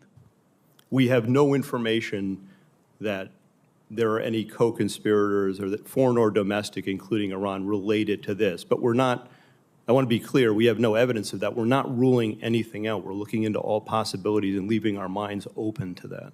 Was that on the minds of the Secret Service on July 13th, that there might be some threat from Iran? Sir, as Deputy Director Abate just said, we're aware of the public sentiment and statements of the government of Iran to do harm to Donald J. Trump, and we use a threat-based model. Thank you. Thanks, Mr. President. Senator Ossoff, you're recognized for your questions. Thank you, Mr. Chairman, and thank you both for your testimony today and for your service. Mr. Rowe, I want to begin discussing Secret Service staffing and the extent to which HSI or other personnel are augmenting or backfilling inadequate Secret Service capacity generally and on the day of the assassination attempt. To what extent are HSI personnel, for example, filling close protection roles that would normally or optimally be filled by Secret Service personnel? So, thank you, Senator, for that question. So, as we have done, even back when we were with Treasury, we enlist during campaign years the assistance of other law enforcement agencies in that department. So, when we were in Treasury, we used ATF, we used IRSCI. When we transferred over to the Department of Homeland Security, we have brought that practice with us. So going into a campaign year or during a national special security event like the United Nations General Assembly, we will enter into a memorandum of assistance for the campaign with HSI. HSI will provide post standers, essentially federal agents, law enforcement, to be able to help secure a site. When it comes to close protection, the only time that we will utilize them is during a United Nations General Assembly, where they may be utilized to protect a low-level head of state or provide security at a hotel in New York City where those protectees are staying. So on the day in question, all of the former president's close protection detail were full-time Secret Service personnel? They were, and they were assigned to the Donald Trump detail. Okay. Interoperability with other federal and state and local law enforcement agencies. Specifically on communications, what have you determined to date played a role in failures to swiftly communicate between agencies the suspicion or identification of a threat? Well, I think there was a delay in reporting, not having that real time. So as they were closing in on him, as information is known, Be more specific when who were closing in on him. as local law enforcement were closing in on him, as he's seen scurrying across the roof, right? That information, and we're getting to the bottom of that. We're working on trying to figure out what was the delay. Why didn't we hear that coming out of the unified command? So based on the information I have right now, what I can tell you, Senator, is that apparently not having that real-time information is what really hindered us in being able to understand more than it was just the locals working an issue at the 3 o'clock. There was actually a little bit something more urgent than that. Does it appear that that is due to a lack of communications links between relevant officials and agencies, or poor communications practices and a failure to report? I don't want to rule out. I want to have a neutral opinion on that. So I don't know if it was poor practices. I can tell you that the interoperability, not being able to have that technical fix, which is a lofty goal to be able to do that, is something that has been a hindrance. But that's why we use a counterpart system. So there, in fact, is not the capability when an intergovernmental, interagency team is deployed to secure a site like this and to mount, if necessary, a quick reaction. There is not currently the capability for example, state law enforcement, SWAT personnel, or local law enforcement officers to communicate directly with Secret Service officers on site? So technically you could do it, but it would take a long time to get it done. And for a 1 day or an 8-hour operation, it requires a lot. And it would be months of planning, of knowing that we are going to go to this particular jurisdiction and that we're going to need your frequencies, the keys, and we're going to need to load you into our radios, and you're going to be needed to load it into ours, and vice versa. Right. Well, this presents potentially, I think, an opportunity for the Homeland Security Committee. I mean, not just in an executive protection context, but any complex incident response, any counterterrorism, any natural disaster context. The inability swiftly to link personnel from disparate jurisdictions at the local, state, and federal level is a vulnerability for the nation, is it not? I would think, and based on my experience, being able to talk to other agencies in real time certainly would assist in that response. Mr. Chairman, do I have time for one more question? No, yes. Thank you. I know others have touched on this. One of the things that's been most baffling to the public has been the failure to fully secure this structure, which even to a layperson's uninformed eye clearly presents as a site from which an attack on the former president of this event could be mounted. And it had particular characteristics that made it even more of potential value to an attacker. Just walk us through one more time. Is there not an established doctrine or practice or checklist by which such sites are assessed for threat and determine whether or not to be within or without of the security perimeter? So, Senator, controlling high ground is something that is a must for us whenever we go into a location. Yeah. Well, I know we're all eager for more information on why that task was not completed in this case. Thank you for your testimony. Thank you, Senator Ossoff. Senator Lee? Why was President Trump allowed to take the stage at 6:02 p.m., exactly 17 minutes after multiple suspicious person reports were provided, complete with photos and information suggesting that the assailant had a rangefinder, something that ordinary people don't use in this kind of circumstance? Senator, again, it was suspicion, not weapon, or there was never communication of that there was an individual with a gun or threat or other bad intentions. How many suspicious person reports did you receive that day? I'll get back to you on the exact number, but there were other individuals that came to the attention of law enforcement that day. Would President Biden ever be allowed on stage under similar circumstances with an unresolved set of multiple suspicious person reports provided, including indicating that there was a rangefinder involved?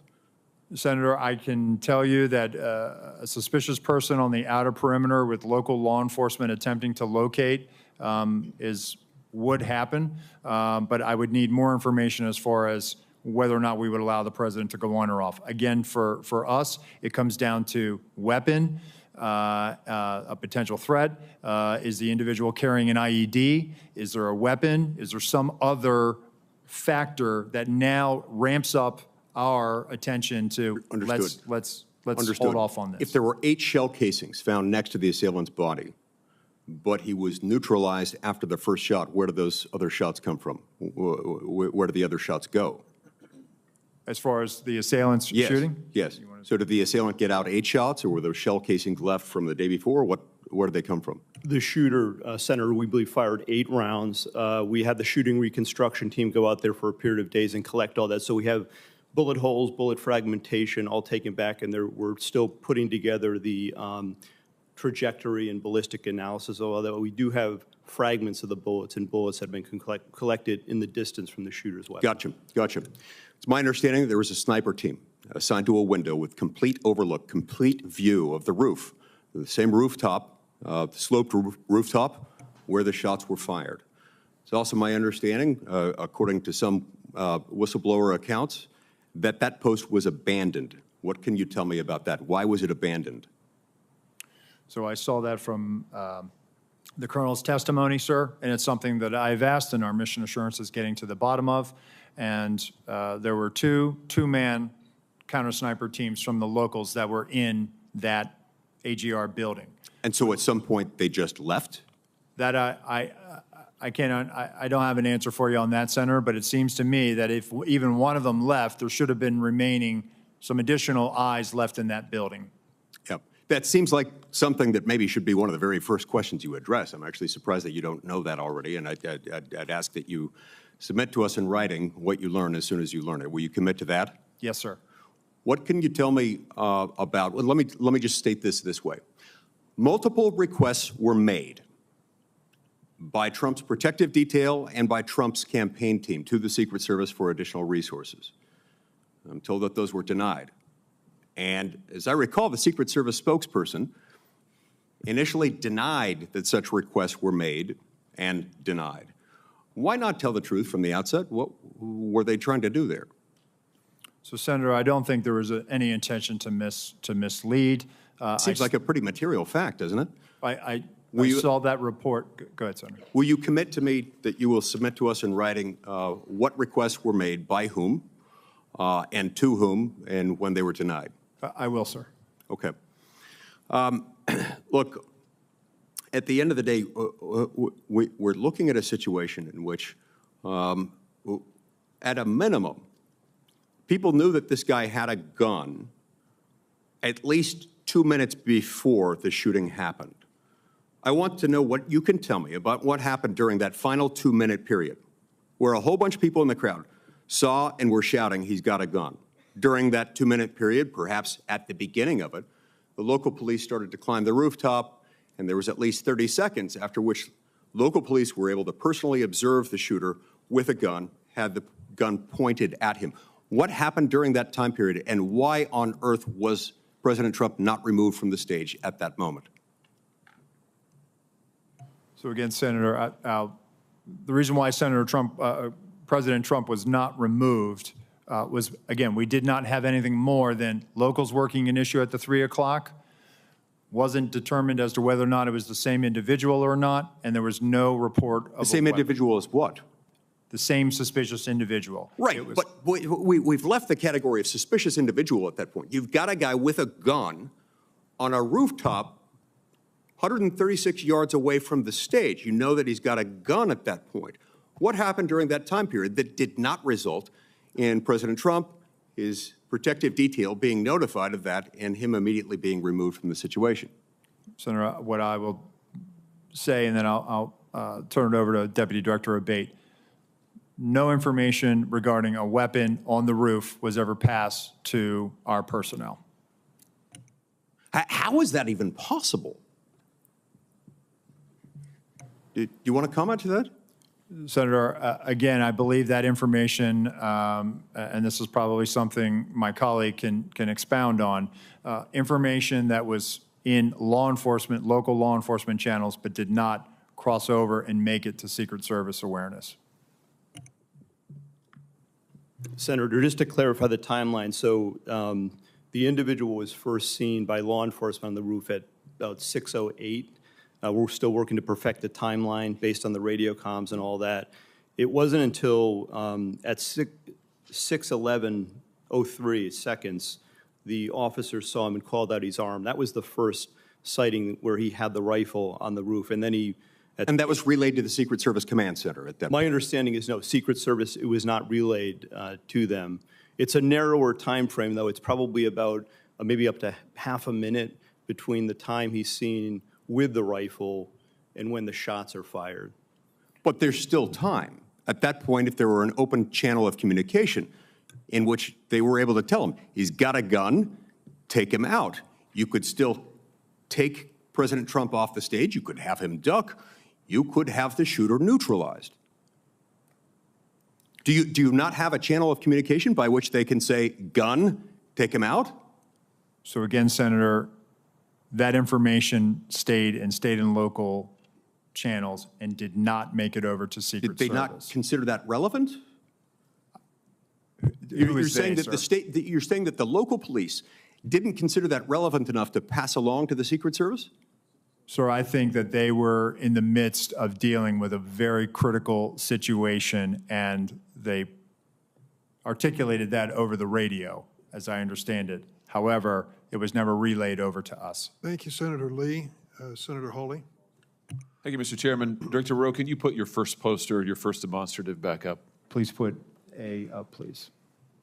Just make sure everybody can see it. This is the photograph, I believe, that you took, your team took of the roof, the AGR roof. Yeah, that's the one. Okay, so from this vantage point, as the law enforcement who are in those windows, as they look left, they should be able to see the shooter clearly there on the AGR second floor roof. My question is, why is there not a Secret Service counter sniper on that roof? So, Senator, we're when we post up, our methodology is to look at things that can see in on our protectees, so that they can provide that coverage. But why is there not a Secret Service counter sniper there with clear line of sight? That roof has a clear line of sight to the former president. Why didn't you put a Secret Service counter sniper there? The Secret Service's counter sniper role is to neutralize those threats that are looking in on us from where the protectee is, not necessarily You think maybe you might want to revise that protocol in light of what happened here? They were protecting the principal, and I think in the principal got shot. Understand that, sir. So do you think you might want to revise the protocol? Let me ask you this. Who was the lead site agent who made the decision to leave the AGR building completely outside of the security perimeter? Who was that? Senator, I cannot give you that name. This person is operational. They're still doing investigations. They're still doing protective visits. Have they been relieved of duty? Senator, they have not been relieved of duty. I know their name, by the way. Why have they not been relieved of duty? They are still cooperating, not only being interviewed by the FBI, but also by our Office of Professional Responsibility. And we will let the facts of the mission assurance and any further investigations play out. Isn't the fact that a former president was shot, that a good American is dead, that other Americans were critically wounded, isn't that enough mission failure for you to say that the person who decided that that building should not be in the security perimeter probably ought to be stepped down? Senator, I think you're using the word decided, and I think we need to allow the investigation play out to include. Who did make the decision then? If it wasn't the lead site agent, who made the decision not to put that in the security perimeter? Senator, you're zeroing in on one particular agent. I want to find out exactly what was the entire decision process. So I think I want to be neutral and make sure that we get to the bottom of it and interview everybody in order to determine if there was more than one person who perhaps exercised bad judgment. Well, sure. My question is, why don't you relieve everybody of duty who made bad judgment? So yeah, you're right, I am zeroing in on somebody. I'm trying to find somebody who's accountable here. And we So will- you're telling me that the person who made the decision not to include this in the perimeter has not been relieved of duty? What about the person who is in charge of the interoperability of radio frequencies between local law enforcement and Secret Service? Has that person been relieved of duty? No, Senator, because interoperability is a challenge, is a greater challenge than just one person. On that day, we had a counterpart system. It failed Has the spectacularly. person who made the decision to send Donald Trump onto stage knowing that you had a security situation, has that person been relieved of duty? No, sir, they haven't. Has the because- person who decided not to pull the former president off of stage when you knew that, in your words, the locals were working a serious security situation, has that person been relieved of duty? No, sir. Again, I refer you back to my original answer that we are investigating this through a mission assurance, and as opposed to zeroing in on one What more do or you need two to individuals, investigate we want to find know? out exactly what the What more do you decision-making need to process investigate was. to know that there were critical enough failures that some individuals ought to be held accountable? I mean, what more do you need to know? What I need to know is exactly what happened, and I need my investigators to do their job, and I cannot. people didn't do their I cannot jobs. put my thumb on the scale, otherwise. What do you mean put your thumb on the scale? You're asking me, Senator, to completely make a rush to judgment about somebody failing. I acknowledge this was a failure of the Is it Secret not Service. prima facie that somebody has failed? A former president was shot. Sir, this could have been our Texas school book depository. I have lost sleep over that for the last 17 days, Then just like you fire have. somebody to And I will hold them tell you, accountable. Senator, I will tell you, Senator, that I will not rush to judgment, that people will be held accountable, and I will do so with integrity and not rush to judgment and put people I can't believe unfairly that you persecuted. are unfairly persecuted. Unfairly, We've got people sir, who are we dead. have to be able to have a proper investigation into this, Senator. You said earlier that you've got to make sure that your protocols are followed, and unless there's a protocol violation, people wouldn't be disciplined. I would just say to you, I don't really care that much about your protocols. I think if your protocols don't provide for the fact that when a former president is shot, when an American is killed, when other rally-goers, innocent people who just showed up on the day, when they are shot at and critically wounded, if that isn't a protocol violation prima facie, you should revise your protocols. Senator, I think this is where you and I agree. This was a failure, and we will get to the bottom of it. Well, I hope you're going to do something about it. Let me ask you something else. The Real Clear Politics reports this morning that you were directly involved in denying additional security resources and personnel, including counter snipers, not just to this event, but over the last 2 years, that President Trump's team repeatedly asked for these additional resources, and you personally were involved in denying them. Is that true? Senator, as I stated earlier, that is not true. So you never denied any resources to former President Trump's team? No, not me. No, sir. And Not you weren't, personally. and you weren't involved in any of that? You No, were never sir, I involved was in the not. decision-making? No, sir, I was not. Let me ask you just one or two other things here quickly. Well, whistleblowers tell me that, in fact, law enforcement were stationed to be on that roof, and that law enforcement abandoned their post because it was too hot. Is that accurate? Senator, I have heard that as well. Again, they posted up inside. And I think moving forward, as I said earlier, we're going to ensure that state and local counter snipers are on roofs. But do you know if someone was supposed to be on the roof? Do you know if someone was in fact? That's what the whistleblowers tells me. That may or may not be accurate. Do you know that to be the fact? Was somebody posted to the roof, local law enforcement or whomever? I do not know that to be a fact. Well, can I ask you why you don't know that? Again, Senator, we are looking at this, and they should have been on that roof. And the fact that they were in the building is something that I'm still trying to understand. I just want to express my frustration, Director, that 17 days or whatever it's been, that whistleblowers are telling us more than you are, and you don't know, you haven't ascertained if there was supposed to be law enforcement on the roof. That seems like a pretty basic fact. I'm also told that local law enforcement suppliers offered the Secret Service drones, and you declined them. Is that true? So, Senator, one, I've been very transparent and forthcoming. Your agency has not been transparent and forthcoming, so please, let's not go there. I have been forthcoming, sir. That remains to be seen. You've been on the job a few days. So far, you've fired nobody. Now, the drones. Thank you, Were Senator. you offered drones? Senator So there Hawley. was an offer to fly a drone on that day. And why did you deny it? Again, I think the ability of local law enforcement to provide an asset, we probably should have taken them up on it if it was offered. Senator Cruz. Thank you, Mr. Chairman. Mr. Rowe, thank you for being here. I agree with what you said at the outset, that the individual Secret Service agents demonstrated remarkable personal courage, putting their bodies in between the line of sight of the shooter and the president. That being said, the bravery of the line agents is quite different from the decisions of Secret Service leadership. Secret Service leadership committed catastrophic security failures, indeed the worst security failures for the Secret Service since 1981, since the attempted assassination of President Ronald Reagan. It is incumbent upon this committee to determine why those security failures happened. Just after the shooting, Secret Service put out an official statement from your spokesperson that says there's an untrue assertion that a member of the former president's team requested additional security resources and that those were rebuffed. This is absolutely false. In fact, we added protective resources and technology and capabilities as part of the increased campaign travel tempo. Was this tweet accurate? With respect to Butler, Pennsylvania, it is accurate, sir. It is accurate that the Trump team had not asked for additional security and had not been rebuffed.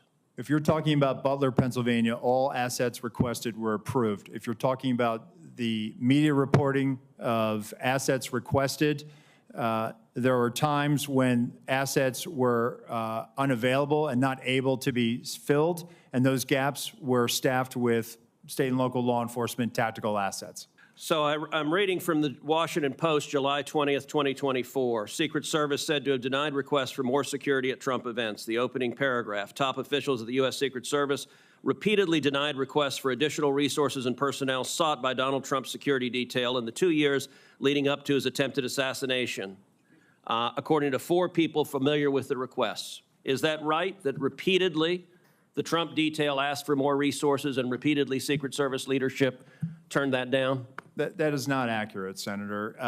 Assets are requested. There's a process that is made. And how many requests did the Trump team or the Trump detail ask for?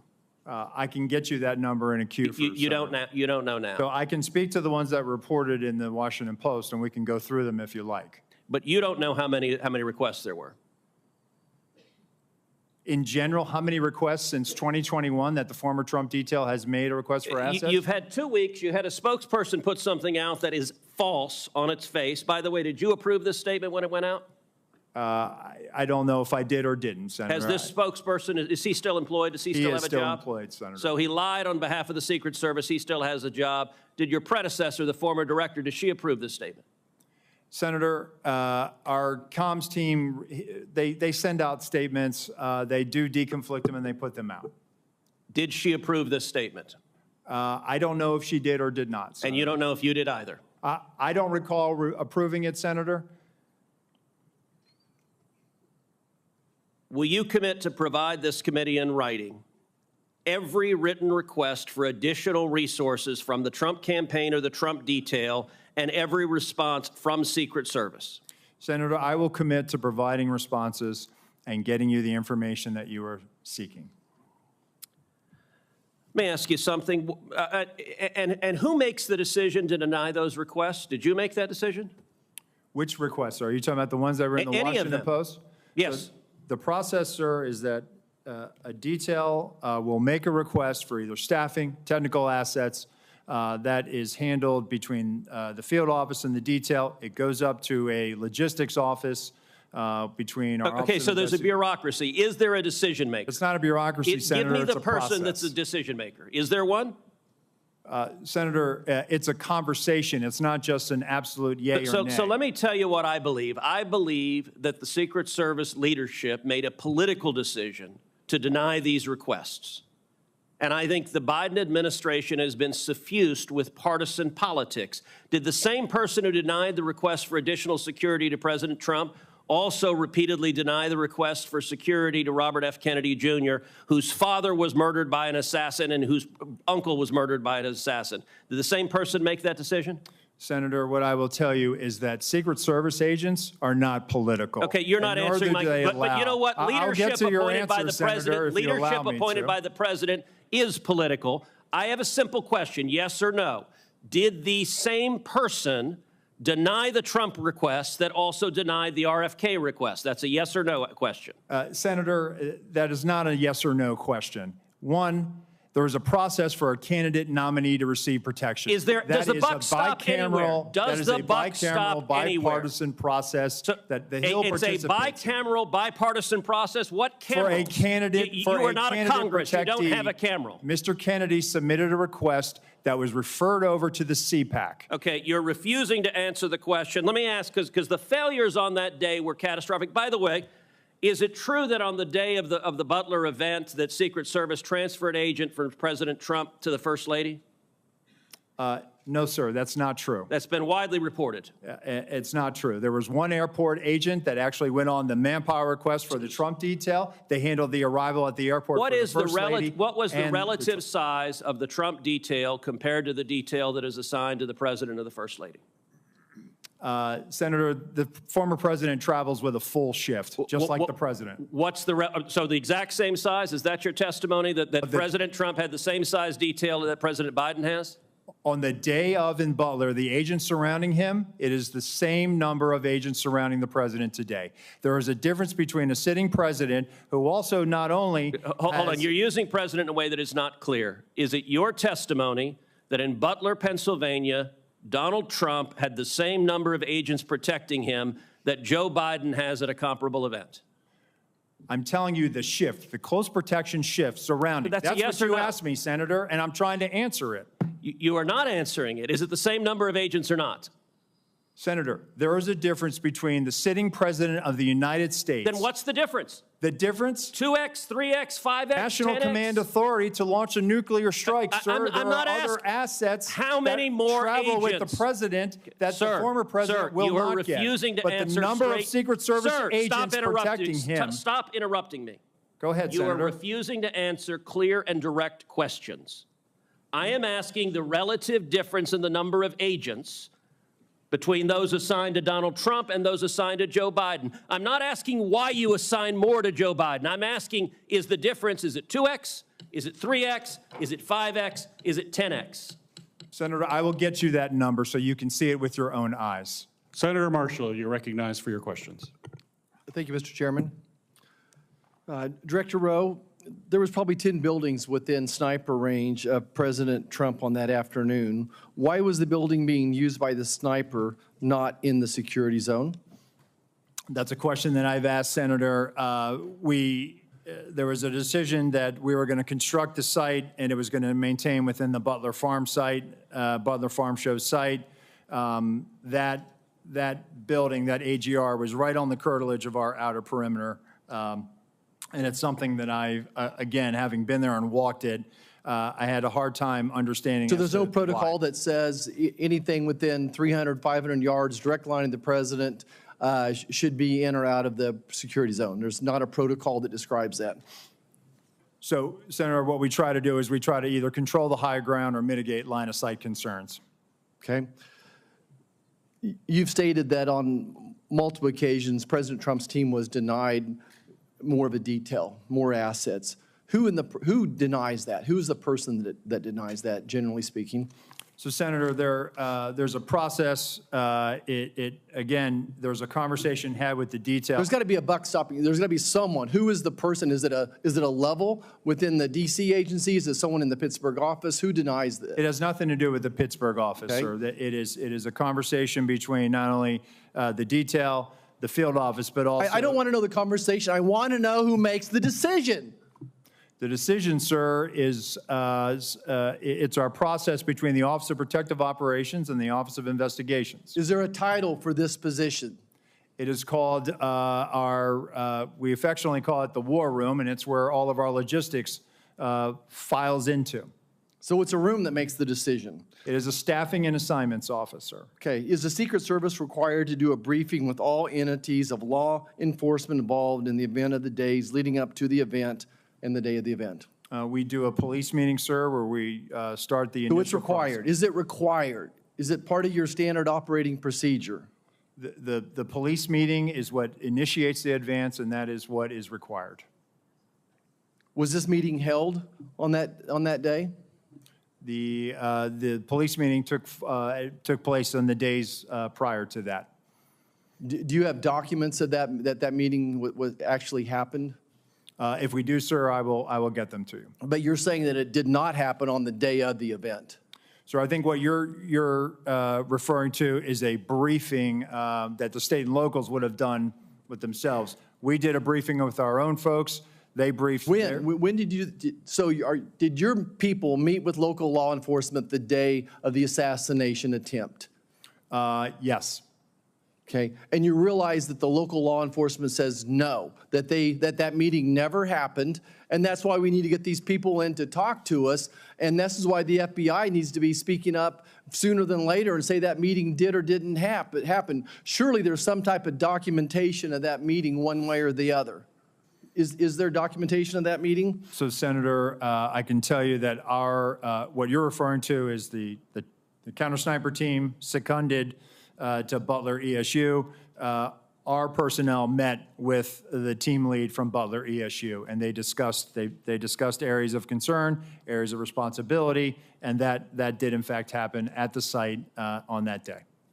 Director, I think you would agree with me that there were multiple individual and institutional failures the day of this assassination attempt. You have a $3 billion budget. You're still 2,000 employees short. And in 2022, the Secret Service had a 48% departure rate. That tells me you either have a cultural problem or just gross incompetence. Which one is it? So, Senator, I would challenge that 48% departure rate. Let me get you some statistics that we have. It is not 48%. But go back to the multiple failures that we saw on an individual basis as long as systemic. I think it proves that there's either incompetence or some type of a cultural problem within the SS. So, Senator, I know you're not calling our workforce incompetent, and I know we do not have a cultural problem. If anything, we are dedicated to making sure that we don't have mission failure. And let me get you the hiring numbers that we have, because I think you will actually see that, no, we've actually done very well fairly recently with trying to make sure that we have the numbers that we need. Of course, we need more people. Everybody does. But let me get you those numbers, and I think let your own eyes Would you also disagree with me when it's reported that almost 50% of the rank and file officers don't trust leadership within the Secret Service? Senator, I think it's the right of every worker to talk bad about their boss. Thank you. I yield back. Senator Hirono, you're recognized for your questions. Thank you, Mr. Chairman.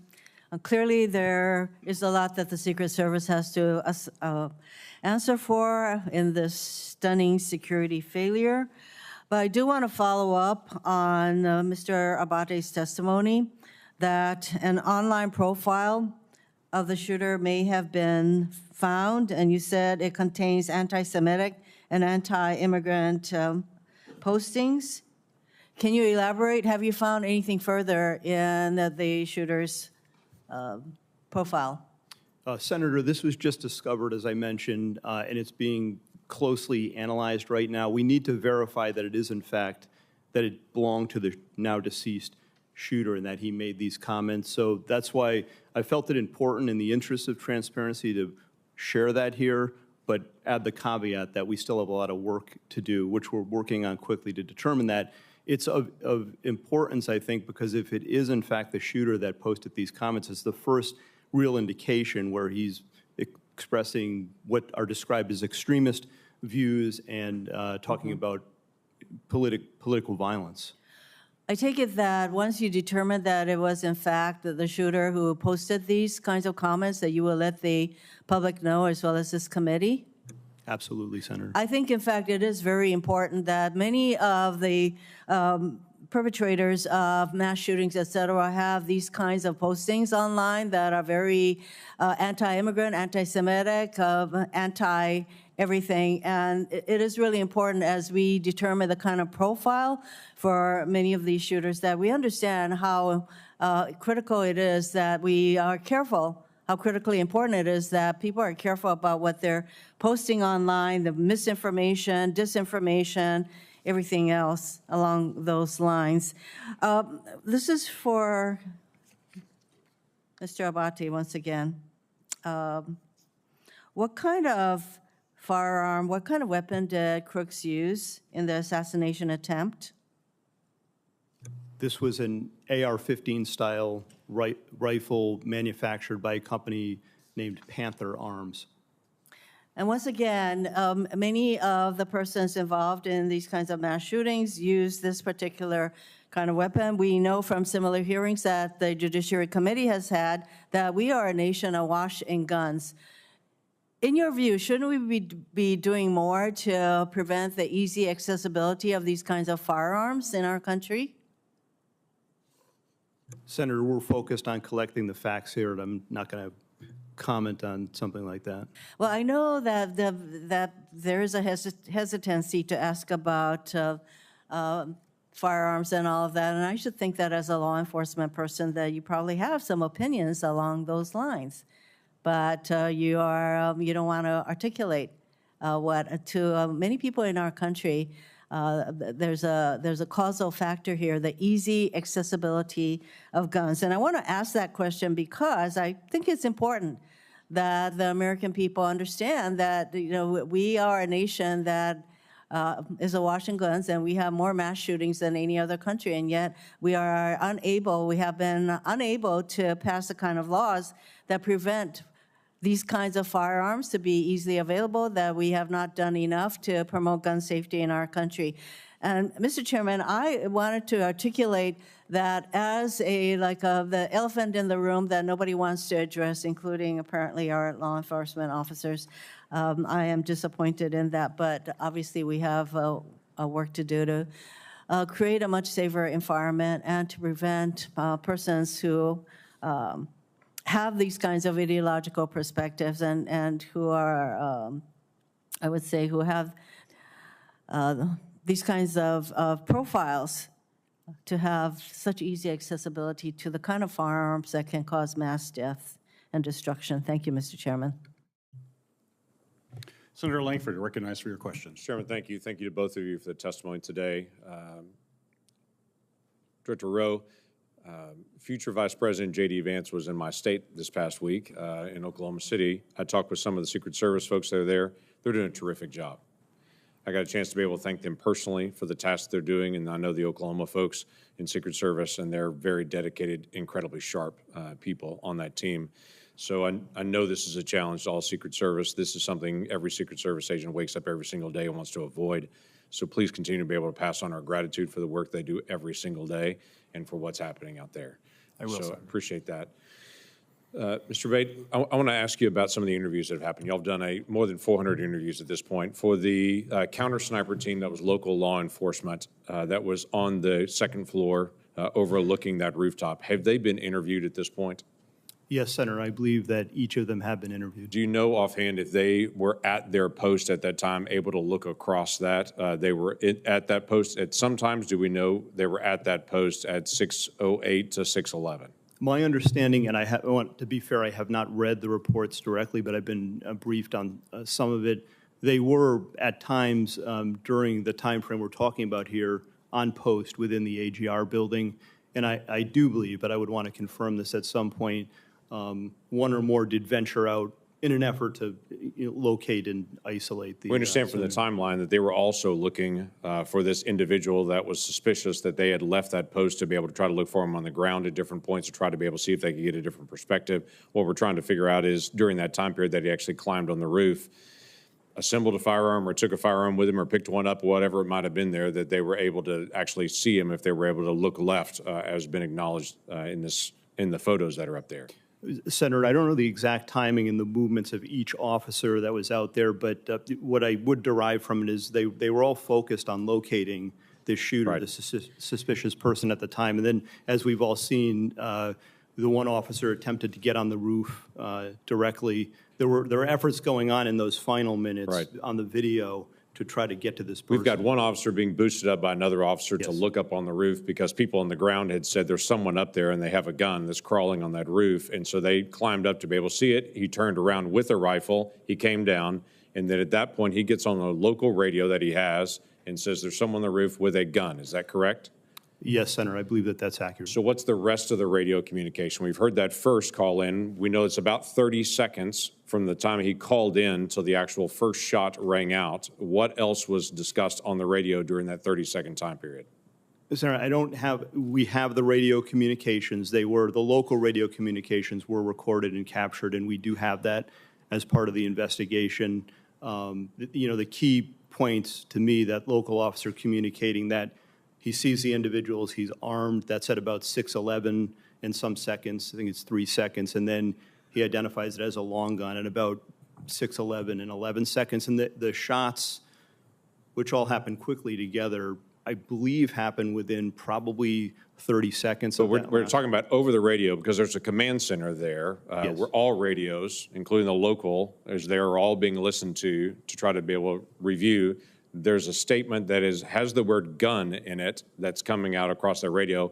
We only know that first communication. We don't know what came back and forth on that. We'd like to get transcripts of that conversation that was done in local law enforcement. But coming into that command center, there's also the word gun coming through one of the radio frequencies. I would think that would be communicated pretty quickly to everybody across the spectrum. 30 seconds is not long, but that's an NFL play plus a huddle plus the next play. I mean, Yes, that's quite a bit of time still to be able to respond. When Secret Service moved to be able to protect the president once the first shots were fired, within 2 seconds, they're gathered around him. So trying to be able to figure out where the word gun got lost in radio communication here and what else was said. Certainly, we will share the communications with you and the committees, Senator. I will note, just from my notes, there was effort within those minutes and seconds once the gun was announced. There's other communications where the local police are talking about deploying a QRF and responding, and that they've got the building surrounded. So it's not an avoid. I don't want to give you the misimpression. Right, I understand, but typically, I would assume for Secret Service, if they hear over the radio over something gun, they're moving to be able to protect the detailee, the person they're protecting at that point, the protectee, that they're moving pretty quickly at that point if that's what's actually coming out. And so that's what I'm trying to be able to figure out, how that didn't get communicated out to the people that were directly in front of the former president at that point. And the last question I'd have, I only have a second left, is just, was there any overhead drone? We've talked about counter drone, but any visibility that Secret Service had to be able to see the field and all the operation in their own ability? No, sir. And as was asked by another senator earlier, it appears that there was an offer by a state or local agency to fly a drone on our behalf, and I'm getting to the bottom as to why we turned that down. Okay, thank you. Senator Kennedy, you're recognized for your questions. Thank you, Mr. Chairman. Mr. Abate, am I saying your name right? Yes, Senator, thank you. You are the Deputy Director of the FBI, is that correct? Yes, Senator. Is there any doubt in your mind or in the collective mind of the FBI that President Trump was shot in the ear by a bullet fired by the assassin crooks? Senator, there is absolutely no doubt in the FBI's mind It whether former President Trump was hit with a bullet and wounded in the ear. No doubt, there never has been. Okay. I've been part of this investigation since the very beginning, and that has never been raised. You're sure? Yes. It wasn't a space laser. No. It wasn't a murder hornet. Absolutely not. It wasn't Sasquatch. No, Senator.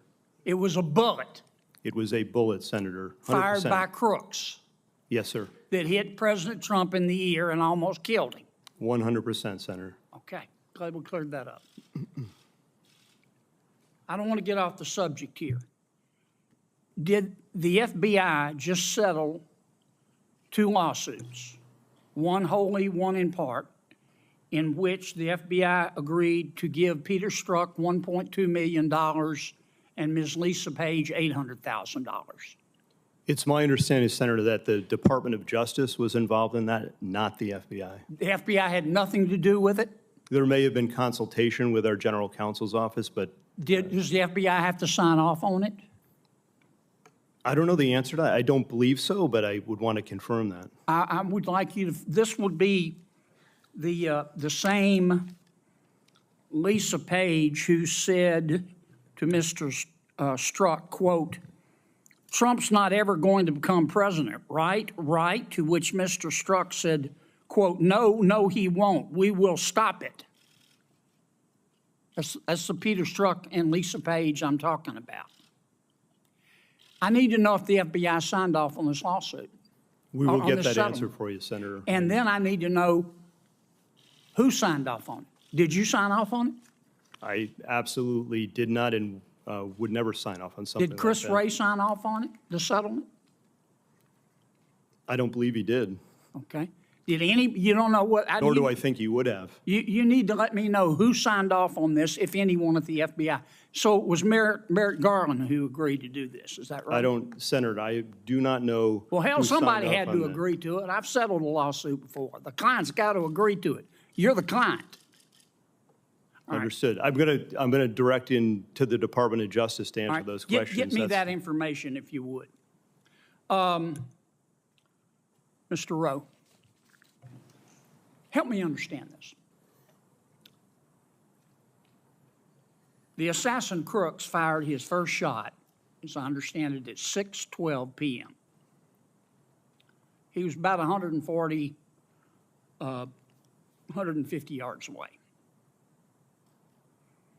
It's been reported that the snipers, the government snipers, saw him on the roof 20 minutes before. Not 2 minutes, 20 minutes before. Is that correct? Senator, that's the first time I'm hearing this. That is not correct based on the information I have right now, sir. Well, when did the FBI snipers see him on the roof? Just Secret Service sniper, sir. I mean, I'm sorry, you're right. that's Secret an insult, Service sir. sniper. No, I'm just kidding. I understand. I apologize. When did the Secret Service snipers, one of whom ultimately shot the assassin Crooks, first see him on that roof? So, sir, immediately upon the shots being fired, our snipers. I know that, but when did they first see him? You got a guy lying on a roof. Yeah.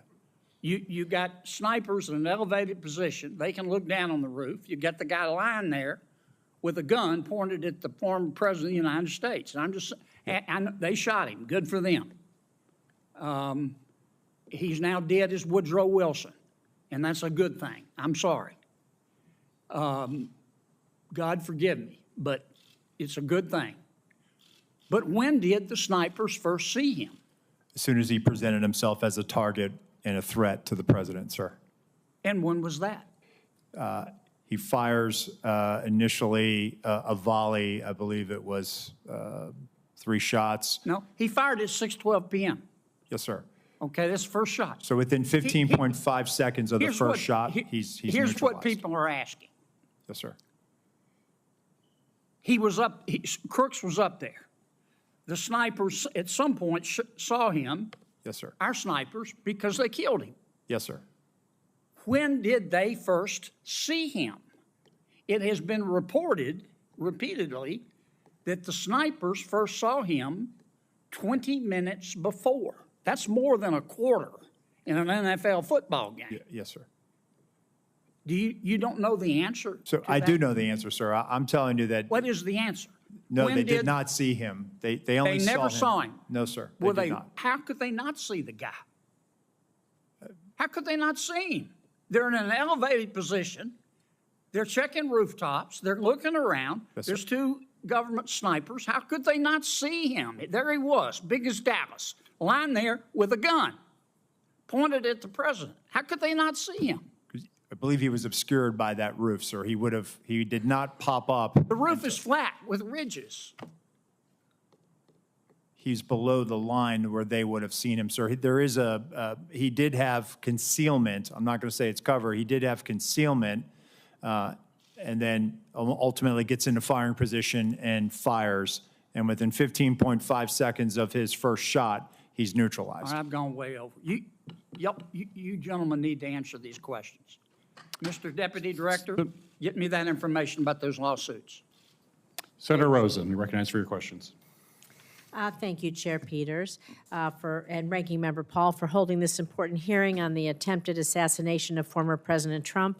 I am grateful for everyone's service and dedication.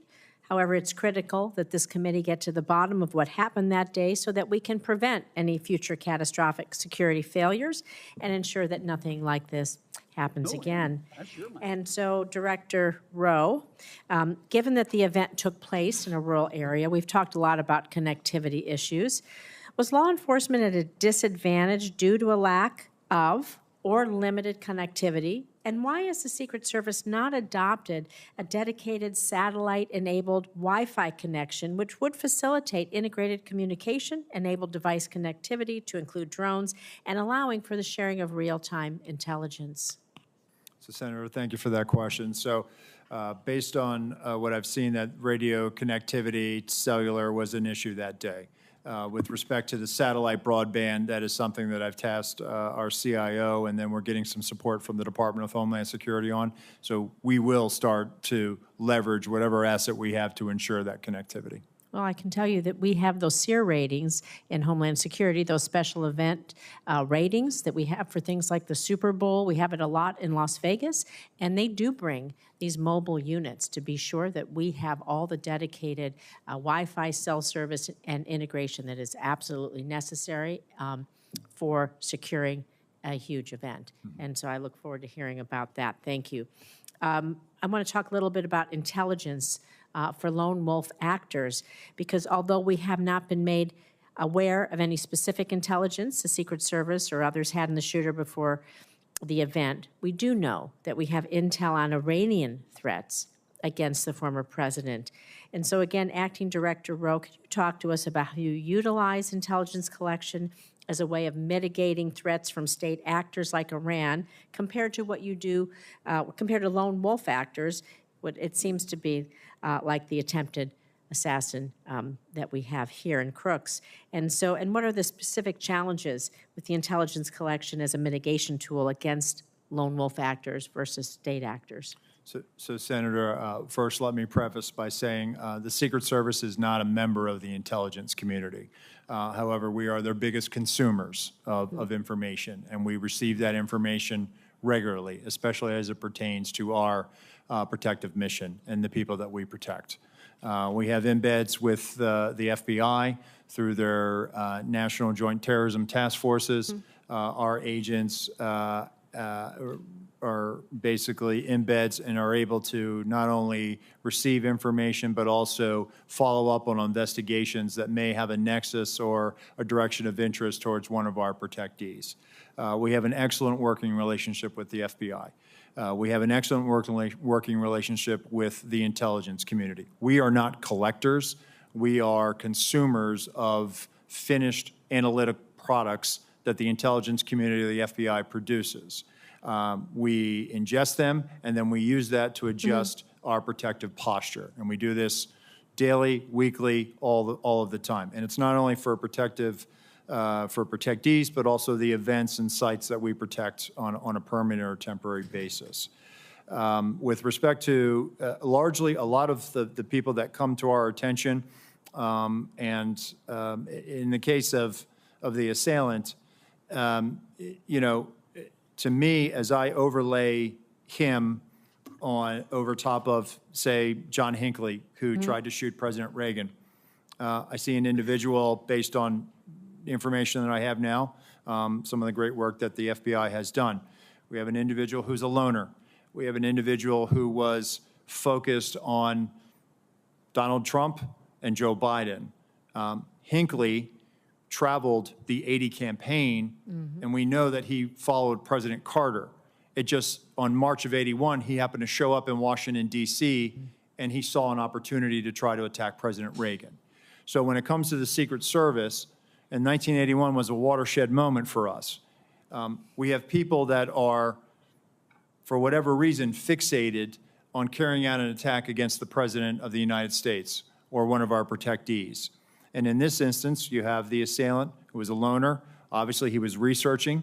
He had researched the Democratic National Convention. He had researched and Googled or used a search engine about the president, the former president. And so I think he had moved towards an idea that he was going to try to do something. And so when I look at this, we don't have a challenge with the FBI or the intelligence community. I think what we always try to wrestle with is trying to line up and see people as they're starting to head down a pathway towards violence. And it's something that we have spent a lot of time and resources in with our National Threat Assessment Center to try to gain a better understanding so that we can help our agents in the field as they're doing these protective intelligence cases and these investigations to be able to make a determination, is somebody genuinely a threat, or do they need mental health, or do they need some other type of service? Thank you. I appreciate that. My time's over. Thank you, Mr. Chairman. Thank you. Senator Cotton, you're recognized for your questions. At the outset, I want to express, as many members have, as President Trump did, the admiration and respect for the bravery and skill of the officers who were on site that day, Secret Service officers, as well as all the local law enforcement. As it happened, my 9-year-old son was watching with me that afternoon, and it was hard to get him to turn away from it. And he asked who all those men and women were who jumped on Mr. Trump. And I said, in layman's terms, those are his bodyguards. And he said, what are they doing? I said, they're protecting him from a bullet. And he said, actually? And I said, yes. He said, for real? And I said, yes. And it was hard for him to process that. But as a reminder, I told him that there are men and women in the Secret Service and law enforcement and the military who are willing to die for our country. And it's an important lesson, I think, that everyone should take away from this, that you had very brave men and women on the ground there who were doing their job to protect this country, to protect a former president and a nominee for president, as they do every day for so many other protectees. Obviously, there were failures in the planning and preparation for this event. Mr. Rowe, we've heard that the shooter had a golf rangefinder. Was that not on the list of prohibited items at an event like this? Currently, it is not on the list of prohibitive items, but we're going to make that change, Senator. John Kennedy can't get into an LSU football game with a flask. Yeah, I can. Well, he probably can, but he's not supposed to. It just seems like common sense that you don't need a laser rangefinder at an event like this. And it feels like that a lot of that was just the lack of common sense being exercised. Are officers not empowered on the front line to use common sense to say, like, if a guy has a laser rangefinder, he should be detained, or at least stopped, and that's why he's carrying it around. If you have a building like this that's not secure from 150 meters away, someone, even the front line, lowest level, most junior officer, should be able to kind of like send up the red flag immediately and say, like, we need to halt everything right now and figure out what the hell is going on.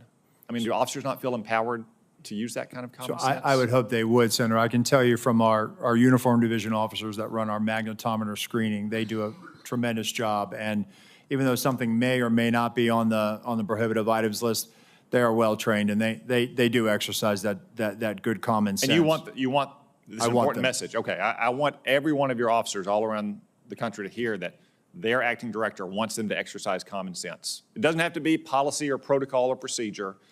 They should exercise common sense. Thank you for that. So it was reported right before Ms. Cheadle's hearing last week that, in fact, President Trump's detail had requested more resources and those had been denied. She said that she did not deny those resources. You've testified this morning that you did not either. So who did? I mean, the Secret Service is not the post office. It's not this vast bureaucracy. Right. Like, I'm not surprised to hear that you knew the counter sniper. It's a small agency, and you have a lot of career officers. Like, surely you've gotten to the bottom by now of on whose desk this request landed and who denied it. So, Senator, sometimes when they make a request, they may not have the asset available. For example, there may be, instead of, the detail may say, hey, we want 15 magnetometers. What we'll look at it based on what the event size, we'll say, hey, listen, we're going to send 10 based on our protocols of screening so many. We have a flow rate of how many people we can put through. When it comes to a counter sniper or something like that, because I know that's been the subject of some media reporting where they have requested counter snipers. We do have a finite number of counter snipers. And so what we try to do is if we cannot fill that asset, and that's where we'll say, hey, we can't fill this assignment. However, through the field office, they will use local law enforcement resources. And so in those situations, for example, in the one that has been the subject of a lot of reporting with Pickens, South Carolina, they in fact did use local assets to be able to do that. And there were 3 counter-sniper teams. One of them was formerly with the Secret Service Uniform Division. And so they actually used the same practices that we use. So it's not that there was a drop in the capability. They actually used the best practices that we would use. So the asset may be denied by Secret Service between the war room and that conversation with the detail in the field, but that doesn't equate to a vulnerability or a gap. Okay, one final question about the Iran threat. As you know, Iran made credible threats against several former Trump administration officials, many of whom still have government-provided security details to this day. Ms. Cheadle removed Secret Service protection from Robert O'Brien last year. Were you involved in that decision? So, Senator, he was a memorandum protectee, meaning that the president authorized protection for him. We do not weigh in on who gets protection.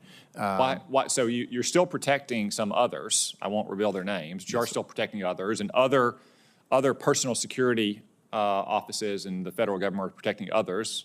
Other officials don't reveal their names. Like who made the decision that Robert O'Brien no longer needed a security detail, despite Iran's ongoing credible threats? So I can tell you, sir, it wasn't the Secret Service. We don't factor into that decision. Can you take a look at why that happened now that you're in charge, and consider the possibility that he might still need that protection, given all of his counterparts in the Trump administration still have protection? I will do so, Senator.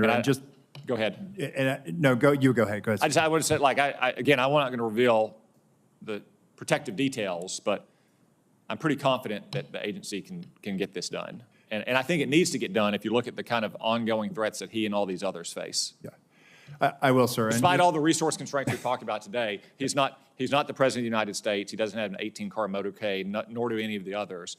I think he needs that protective detail, and now that you're in charge, I'm asking you to take a new look at that and also talk to your supervisors inside the department about whether you can spare just that small, limited amount of resources, okay? Senator Welch, you're recognized for your question. I will, sir. Thank you very much. You know, there's, first of all, thank you both for the tremendous work you do and for all the folks behind you and under you. So thank you for that. I kind of want to follow up a little bit on Senator Cotton. You know, there's 3 issues that have been raised. One is the selection of who gets protection, and you've addressed that just now. The other is whether it's a budget issue, which I don't necessarily think it is. But then there's the operational question. Was this an operational failure? And it appears to me that's where the focus should be. And one of the issues on the operations is the capacity of people who are part of the team, both Secret Service and also the local law enforcement, their capacity to act on what they see. And this is what Senator Cotton, I think, was talking about with common sense. You know, you mentioned that the sniper was authorized immediately to act. He wasn't checking in with anyone, right? And he took out the shooter as quickly as he could. But according to the timeline, you had local law enforcement captured 2 photographs of the shooter at 5:10. At 5:32, local law enforcement officers spot a suspicious person who turned out to be the shooter with a phone and a rangefinder. At 5:46, the alert was so significant that snipers text photo of the shooter from where he was initially spotted to the USS lead sniper. I mean, how is it that where you had these experienced law enforcement people who understood the gravity of the responsibility of protecting the presidential candidate, the former president, none of these actionable observations resulted in action? I'll direct that first to you, Deputy Director Abate. Thank you, Senator. From the FBI standpoint, we're simply collecting the facts. We've interviewed most of the officers. Now we'll end up interviewing all of them. Okay, well, good. I was Assistant Director or Acting Director Rowe. So on that, Senator, I think there was a sense of this guy is standing out, and that's why he came to the attention of local law enforcement. No, I get that. That's my point. Right. He did stand out, Correct. but nothing happened. I Well, mean, they were- there were alerts, There were but there alerts. was like, you've got somebody suspicious. Why didn't somebody go interact with the suspicious person, like, right away? And they were attempting to locate him. I can't answer that question as to why, if they took a picture of him and they thought he was unusual, suspicious, not acting normal, why there wasn't. And I think, again, there was probably an assumption on the part of that officer that took that picture that, oh, some uniform or somebody will go eventually and walk up to this. Well, see, that's what seems like an operational failure. Somebody else will do it. So is the responsibility of an officer to alert some other officer that they think somebody might be suspicious, or the first officer who sees a suspicious person can take the next step to actually engage that person or talk to someone very, very close to it and say engage that person? And this guy was wandering around for quite a while. He was. I can't put myself in the mind of that officer. I'm not asking you to do that. I'm asking, this is operationally, how does the process work? Okay, so that is the job of the leaders as opposed to the officers. Are they empowered to act immediately upon the observation of someone who looks very suspicious, particularly when they've got the rangefinder, they're in a place where it really wasn't about seeing the rally. It was, as we see, it was a place where you get a good view of former President Trump. I mean, that is a leadership issue, right? So, Senator, that officer didn't work for me. That was a state and local officer that made that observation, took that picture. So I can tell you from the Secret Service perspective, and we do this routinely, is that when people come to our attention, we locate them, we go up, we do a field interview, or we try to do a All right, consensual then encounter. That's the operational thing I'm talking about. If you do it within Secret Service, you all are in charge, and you are relying on local law enforcement assets. Those folks, and they did their job here up to a point where they identified this person, passed information along, but nobody acted. The empowerment to that local officer, I would think, has to come, be transmitted through the Secret Service, maybe in the earlier briefings, but, you know, where you say, you know, folks, you see somebody suspicious, you engage that suspicious person. Yeah, I don't disagree, Senator, and it goes back to my comments at the beginning of the hearing that we need to be very direct to our local law enforcement counterparts so that they understand exactly what their expectations. I yield back. Thank you very much, Mr. Chairman.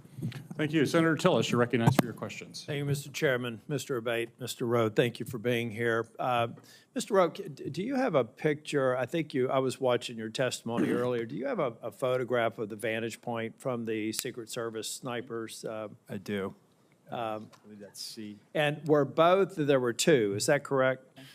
Yes, sir. Stage left and stage right. Okay. And I don't know if you have a vantage point of both of them or not. I know you had one for the one who ultimately shot the. That's the vantage point of the sniper who neutralized the assailant. Okay. Well, is it a similar vantage point for the other? Would they have also been impaired in terms of actually seeing him until he popped his head up? So the sniper on the stage right side, Senator, they had an obstructed view because of that tree. They had an obstructive view. Okay, yeah. So well, the one thing, this discussion that I don't believe that a sniper saw someone on the roof 20 minutes before just doesn't make sense to me. It sounds like the one who took the shot probably saw him for the first time about a split second before he pulled the trigger. Is that? That's my assessment, Senator. I'm more, well, first off, I'd like to clarify the requests that have been made of a lot of people so that we get the information in a good form. I think it would be helpful, at least all the way back to, I think, November 5th of 2022, I believe, when President Trump announced that he was running for re-election. I think it'd be helpful if we could just get a matrix of any request for additional security the resolution of that request. Was it honored? Was it denied? Was it downsized? If you could give us that, I think that that's going to be the best way versus giving us mounds and mounds of paper. If you can do that, I know you're looking at the same thing. I've heard from you that any subsequent requests for field requests are being honored. I believe that that's true. Is that your testimony? Yes, sir. Okay, thank you. I'm more worried about the 24 to 30 seconds between the time I believe local law enforcement officer was hoisted on the shoulders of another police officer, saw a person armed less than 200 yards away from the president, who I believe jumped down. What happened in those 24 or 30 seconds? I mean, obviously, there's no such thing as a panic button. You know, the first thing you'd think is you hit panic, you cover the president, get him off stage. None of that happened. What happened? Is it just, did I hear a text message? What actually happened in the 30 seconds where a law enforcement officer knew that a gun was pointed in the direction of the president from a fairly short range? What actually did those folks who did have knowledge of exactly what was happening and could probably infer what was about to happen, what did they do? And Mr. Abate or Mr. Rowe, either one, based on your interviews. Thank you, Senator. From the interviews, you know, the officers in the immediate vicinity were operating with urgency at that point to get to this person, but he was on the roof. The officer who had looked over the edge, based on what I've been told, the shooter turned toward him with the rifle. That's what the officer observed. So he was under threat himself in that second, so he had to retreat and step down and get back to the ground in order to protect himself and keep him safe from potential rifle fire. But once he got to the ground, along with the other officers, there were Butler County local officers, Pennsylvania State Police. They were moving around trying to find some way to get to this guy. We've got an operational problem here because we had more than 20 seconds to have somehow cut through all the crap and the communications, whatever impediments there were, have to be removed. I mean, it's pretty clear to me. First off, that law enforcement officer, I love law enforcement. I wear the back of the blue pin every day. They do great work. Secret Service did phenomenal work on the stage. But they failed because their job is to protect the public. And they needed to put themselves in harm's way to stop him. Now, I'll let the interviews go through, but there was a massive failure. There were at least 2 law enforcement officers that knew a guy was about to pull the trigger at the president.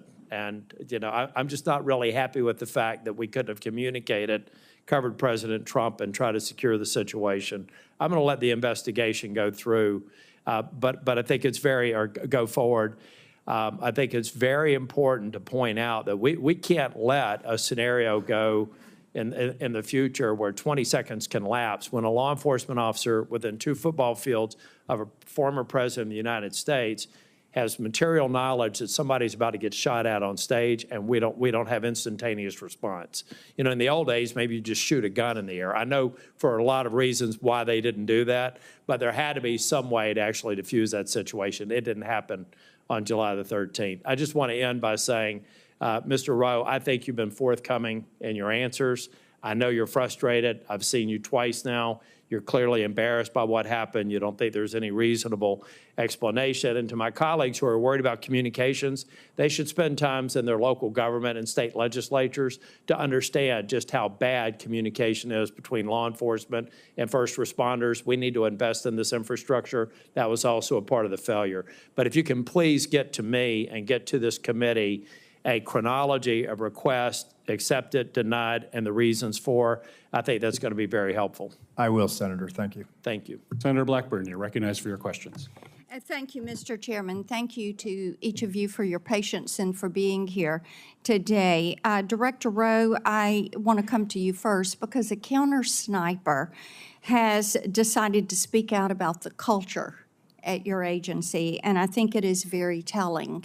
And he sent an email, and I'm going to quote from that. If this agency needs to change, and if not now, when? The next assassination in 30 days?